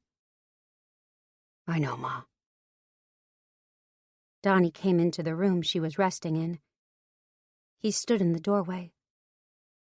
He looked so alone there. She wanted him to come in and hold her. He stepped forward as she sat up, letting the blanket slide off her shoulder. You're awake. I wanted to see you. He came over to her and sat on the edge of the bed. She leaned back and let him stroke her hair. "He won't bother you again. You didn't—" "Shh. No, honey, I kept my promise. He's going to have a limp for the rest of his life, though. He still could come back. No, we made sure all the guys got a good look at him. He is persona non grata here." He grinned. "Besides, we told him if we saw him again, we'd take something more valuable." She held her arms out, and he lay down beside her. They stayed like that as the sun came up. Chapter 31. Donahue. Donnie woke up with a start. The bed beside him was empty. He sat up and gripped his hand. He'd jacked it up, punching that weasel in the face over and over again, making sure to rearrange some of his features. He wouldn't have such an easy time finding women to terrorize looking like that. The thought of that guy hurting Sally for all those years, it made him see red. Speaking of which, where was she? He stretched and went downstairs. His mother was there. Sally was not. "Where's Sally?" She headed out a while ago, son. Asked which way was town, and off she went. "What? You just let her leave?" Donnie knew what she was doing. She was running again. That's what Sally did to protect herself. And how she was running from him. He felt rage and fear welling up inside him. He wasn't going to let her run away this time. She could try, but he was going to catch her. And he was going to keep her. He ran into his house and grabbed something from his kitchen drawer. Then he was running for his bike. "Son, wait!" Behind him, his mother called out for him, but he didn't stop. He couldn't. Donnie was on his bike in 2 seconds and blazing down the dirt road at full speed. It was a 10-minute ride into town and a 30-minute walk. He made it in 5. If he could catch up with her, he would make her understand that she belonged with him now. They belonged together. Donnie cruised past her house, but she wasn't there. Then he pulled around to the main drag, scanning the streets for her all the way to Maze. Nothing. Damn, where the hell had she gone? He pulled the bike over when he finally saw her coming out of the fancy new coffee shop that had just opened on the far side of town. She was wearing her tight jeans and one of his old flannel shirts. She looked damn good in it, too, bruises and all. He felt his stomach settle back into the place it was supposed to be, and out of his throat, where it had been, keeping his heart company. Sally was carrying one of those cardboard takeout trays with 2 large cups in it. She hadn't run. She was just getting coffee. The little caffeine addict. He scowled. A man was talking to her. He recognized the guy. It was Jerry, that guy who ran the place where she learned self-defense. He'd done a damned good job, too. She'd kicked butt. He was damn proud of her, too. Donnie was about to congratulate him when he saw the way the guy was looking at Sally. She looked annoyed about it. He was too far to hear what they were saying, but he sure as shit saw it when she dumped coffee on the guy's lap. Donnie laughed. "Damn it, Jerry, now I have to get more coffee." Well, he heard that. The guy was still there, lurking around when Donnie pulled his bike in front of the coffee shop. He took one look at Donnie and took off. He leaned back on his bike, waited for her to come back out. "You're a coffee junkie, you know that?" She smiled at him and sipped her coffee. "I got you one, too." He grinned at her. "I like the way you disposed of that first one." She blushed and said nothing, just inhaled more of her precious caffeine. "Come on, let's go home." "We better drink it now. It'll spill on the bike." "I'll get a coffee maker." She clutched her coffee cup even tighter. He sighed. She was too cute. "I'll get it today." Chapter 32. Sally. The sun was shining. It was impossible not to smile as she rode behind Donnie on the way back from town. Sally followed Donnie into the other house, the one he lived in. She looked around curiously. It was just as well kept, but a bit messier, and definitely lacked a woman's touch. "Do you want me to make some eggs?"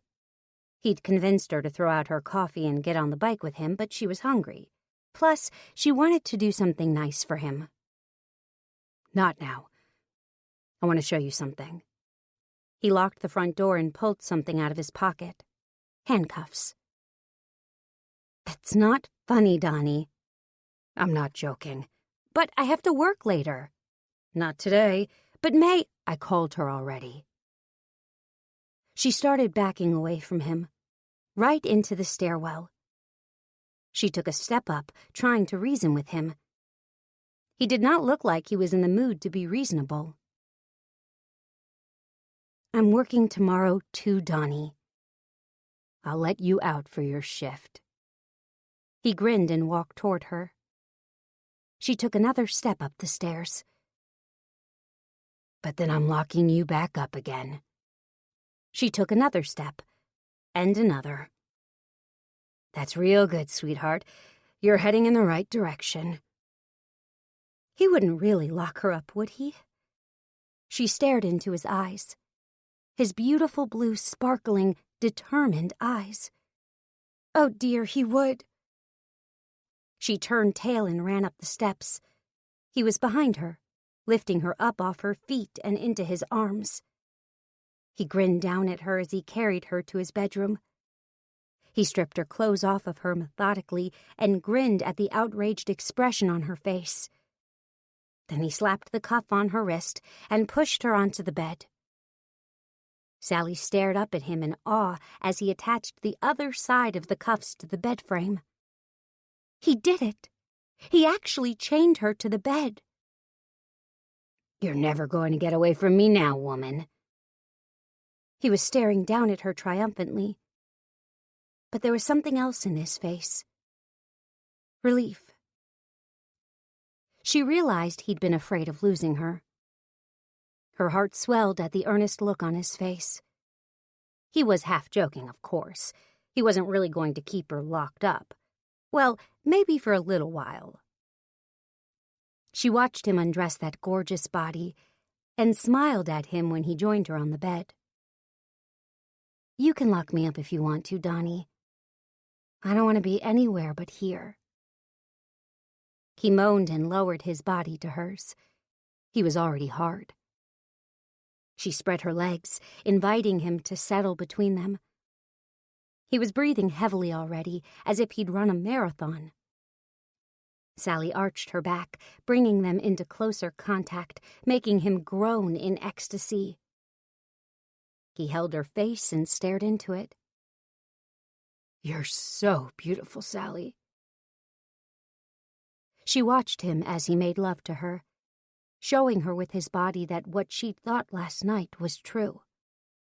Proving it once and for all. He loved her.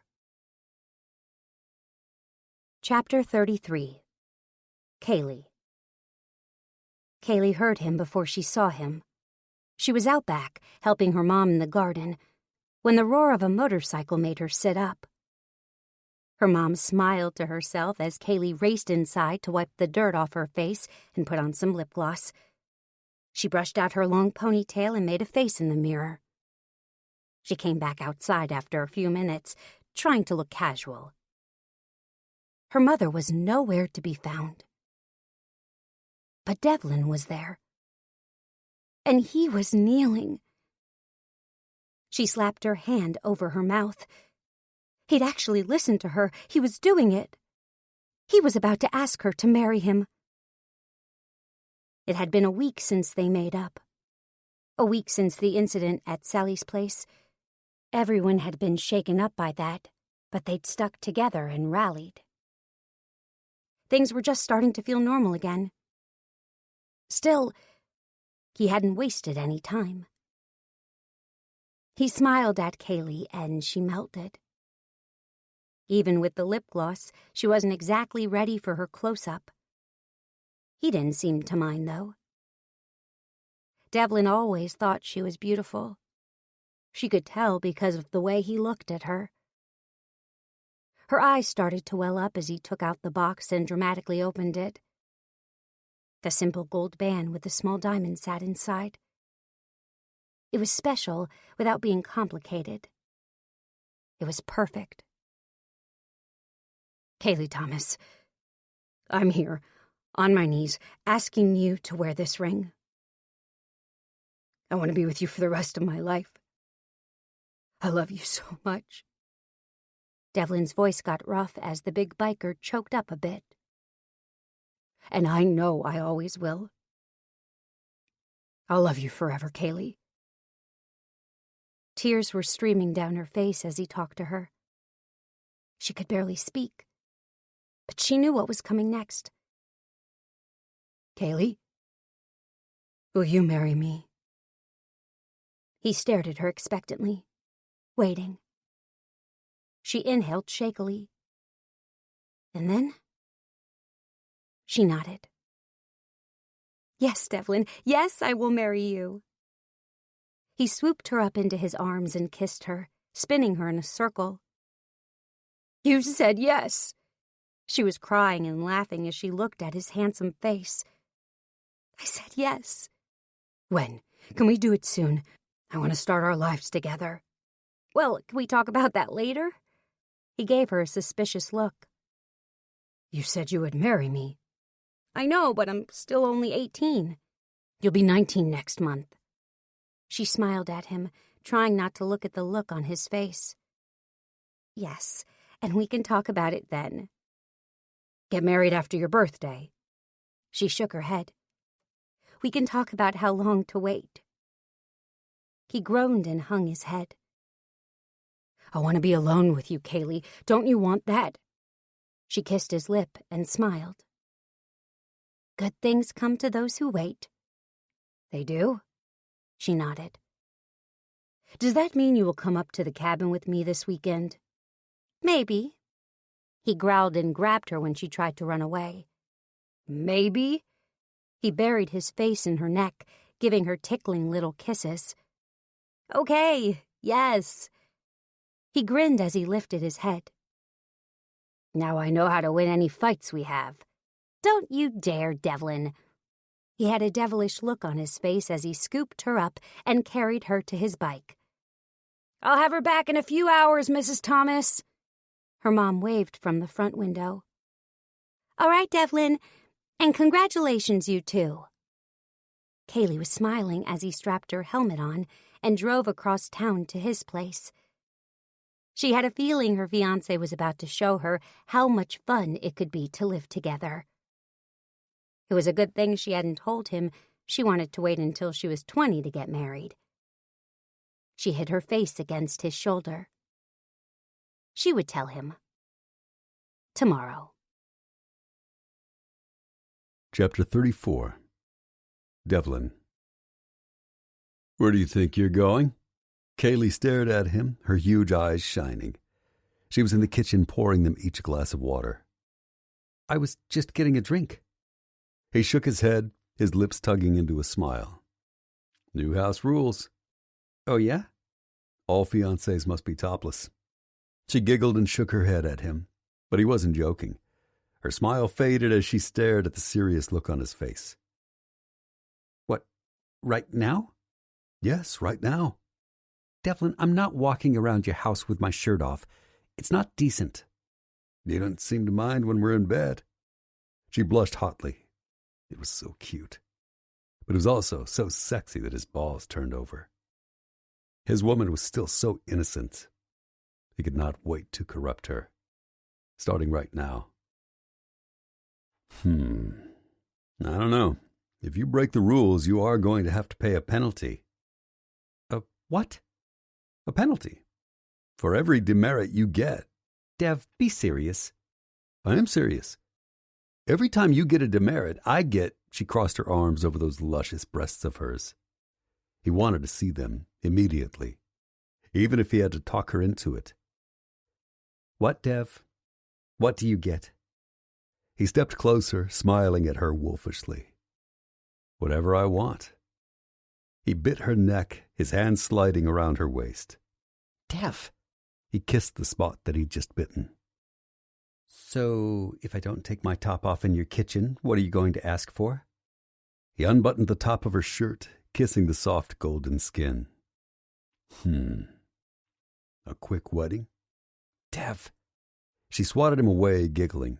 but she started undoing her top as she walked backwards down the hallway, right towards his bedroom.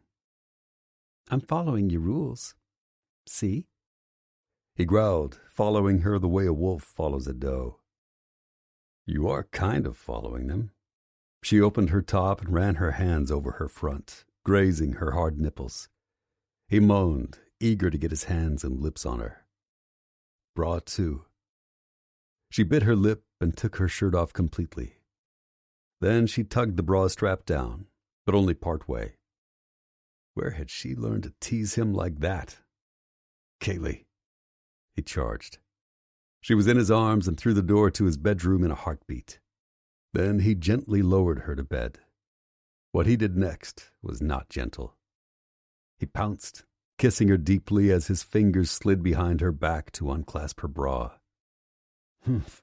Oh, God, Kaylee, how can you feel this good? He palmed her tits, licking and sucking and stroking as he ground his cock into her through their clothes. She whimpered in pleasure as he humped her hard into the bed.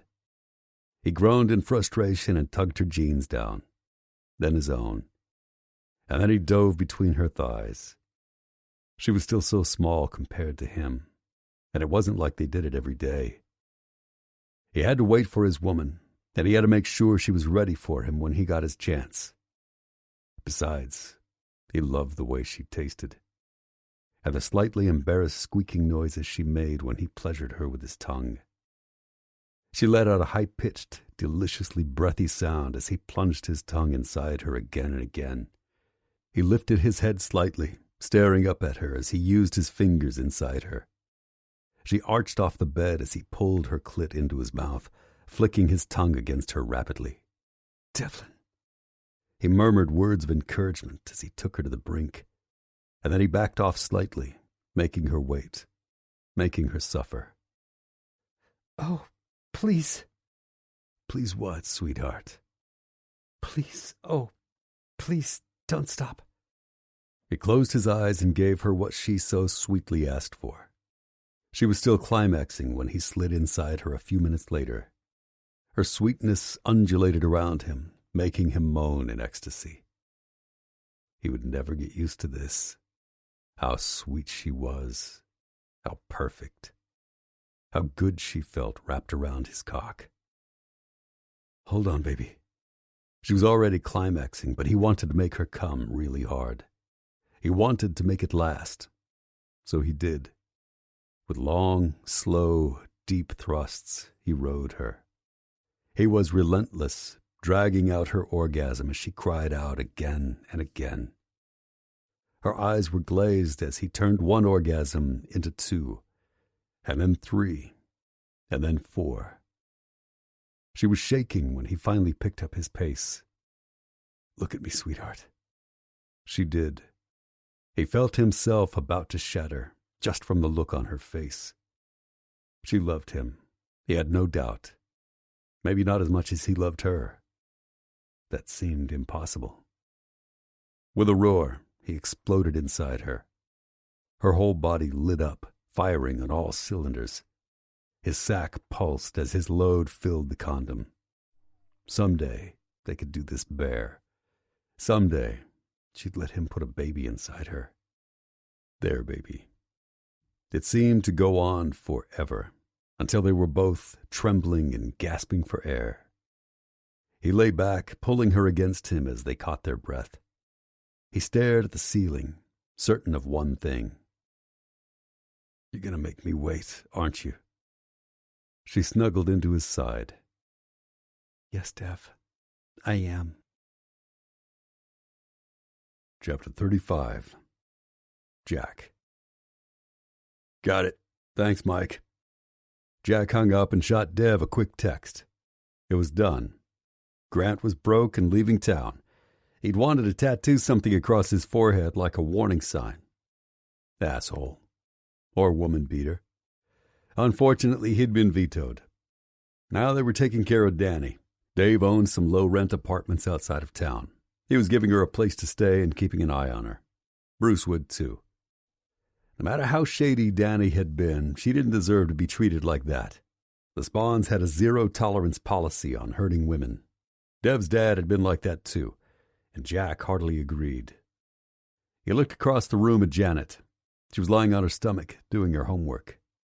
He let his eyes travel up her glorious legs to her perfect ass. She was deep in thought, a pencil bouncing against her bottom lip. He was hard just from looking at her. Just by thinking about those lips, or those long legs wrapped around him. He cleared his throat, seeing if she would look up. He didn't want to interrupt her studying, but he wanted her so bad. He grinned, remembering the last time he'd interrupted her studying. He'd gone caveman on her, and she'd loved it. Janet wanted him to be himself around her. It had taken time, but his walls were coming down. Mostly with her, but he was changing. Or as Janet would say, he was becoming more himself. The woman was peeling him like a damned onion. A horny onion that wanted to fuck her 7 or 8 times a day. He walked across the room, looming over the bed and watching her. The slender curve of her waist, the roundness of her feminine hips and ridiculously high ass. She called it dancer's ass. Whatever it was called, he wanted to bite it. So he did. He reached down, gripping her legs. Then he slid them apart. Far apart. He was a big guy, and he needed some room. She let out a squeak as his teeth grazed her bottom. Then he tugged her shorts aside and started licking her. Her sweet, bare pussy was all his, and he wanted a taste. Jack. She didn't sound mad. She sounded breathy and feminine. He kept going, swirling his pointed tongue over her silky pussy lips. Then he jutted out his chin and grazed her with the bushiest part of his beard. She yelped in startled pleasure. He knew she could barely hold on when his beard touched her bare pussy. He grinned and laid a palm on each of her cheeks to hold her down while he worked on her. But first he tore her shorts and panties clean off her. Keep studying. Janet sighed in pleasure as he used his fingers to spread her pussy lips. He worked her clit with his tongue for a while, knowing his beard and mustache were brushing her pussy in a way that drove her nuts. Sure enough, she was wiggling around, trying to get closer to his lips and the steady pressure he was applying to her clit. He held her still, backing away to blow on her slick lips. Jack. Are you studying? She moaned in frustration, and he grinned, then dipped his head back down to her perfect pussy. She was moaning and trying to rock her hips back as he slid his tongue deep inside her. It was better to warm her up first. He was a very, very big guy, and she was his tiny ballerina. He felt the first flutters of her climax and went to town, using his finger to strum her clit while he fucked her thoroughly with his tongue. She was thrashing as he gave up on holding her still. Instead, he lifted her hips in his giant hands and started slurping away at her pussy, going to town as he devoured the creamy goodness of her orgasm. She was still flinching from aftershocks as he unbuckled his pants behind her. He gripped his bare cock in his palm and guided it to her pussy. He pushed the tip in, and she moaned. They both did. I want to marry you. Yes, Jack. His hand snaked down to grip her hair, arching her back in the sexiest way. I want to make a baby with you. She sighed and nodded. Yes, Jack. You can stop studying now. Yes, Jack. With a groan, he pushed inside her. The silkiness of her walls felt incredible without protection. It was like the first time, all over again. He clenched his jaw as he started to thrust slowly in and out of her. He wanted this to last. But then he remembered. Making a baby was a lot of work. He'd had to keep her busy, at least 4 or 5 times a day.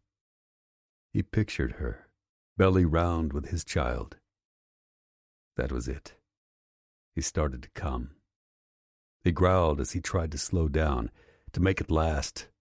Her body was gripping his cock, making it hard to slide in and out as fast as his body wanted to. His seed was still pumping out, hard and fast. He threw his head back, feeling pure light rise up through his shaft and pulse deep inside her. It was epic.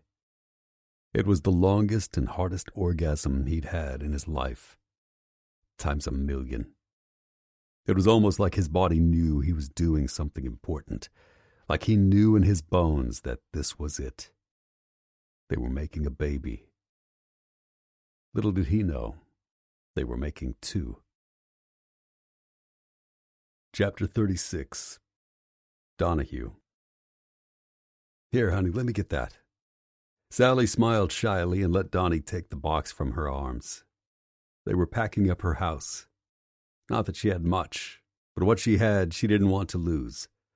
She'd already left so much behind the first time she ran.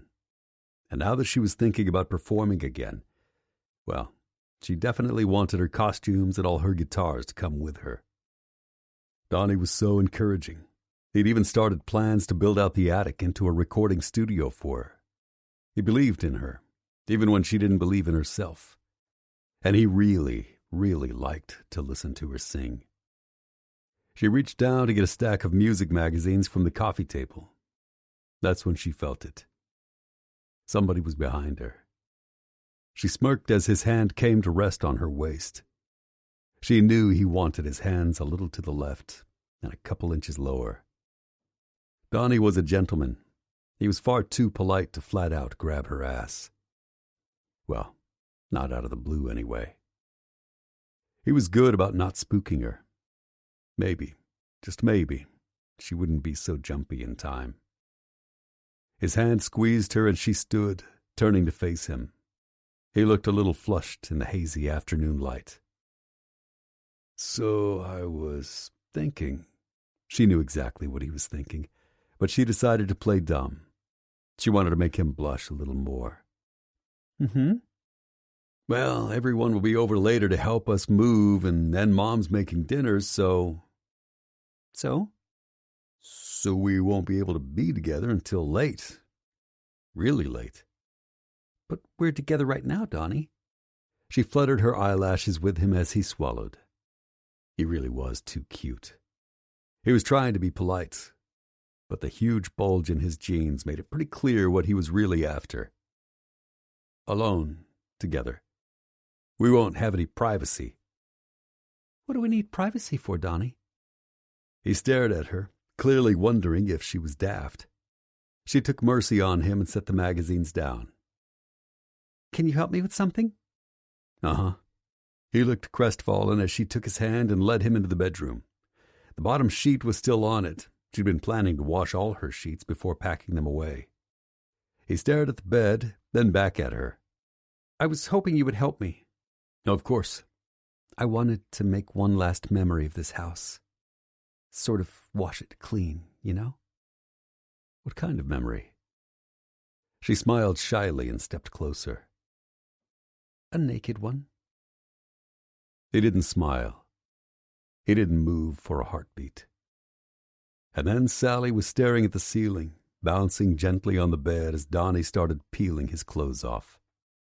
She hadn't realized he could move that fast.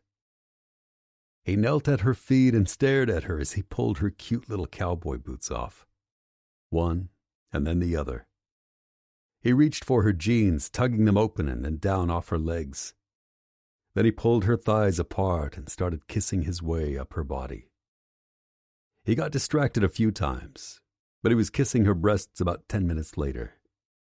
He could not seem to get past her chest without moaning incoherently as he fondled and licked them.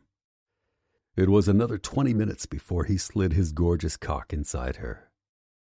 Sally. Yes, Donnie? All you ever have to do is ask. Ask? For naked times. Oh. He grinned and then moaned as he slid in and out of her slick heat. Or stand there looking cute. Or just breathing. Breathing? Yes, baby. Oh, God, sweetheart, you feel so good. All you have to do. He moaned as she started to climax all over him. He held her hips in place as he scooped his hips, getting deeper with every thrust, is breathe. Epilogue. Sally. 2 years later. Sally strummed her guitar and prepared to play the wedding march. Well, as well as she could with her swollen belly getting in the way. She sighed dreamily, knowing she was going to start crying soon. The baby made her do that a lot. She liked watching her wedding ring sparkle as her fingers danced over the strings. It still felt new to her, even though they'd gotten married a 1.5 years ago. She had never known she could be this happy. She looked up and saw Donnie watching her from the front row. He was on the groom's side with the rest of the spawns. Sally had joked that she was going to sit on Kaylee's side during the ceremony. He had not found that amusing. The church was packed. It was full of bikers and regular folk, all in their Sunday best, which for the bikers meant, well, it was still a lot of leather. Any minute now, Kaylee would be walking through that door in a white dress. She had made Devlin wait after all. Funny that Sally had beat her to the altar. Sally wasn't the only one. She looked around the church and picked out the large man with wild dark hair holding 2 squirming toddlers. One adorable little girl with bright red hair was under one enormous arm, and an equally adorable little boy with dark hair was tucked under the other. Janet had gotten pregnant around the time everything happened with Sally's ex. When Donnie rescued her, of course when he told the story, it was her rescuing him.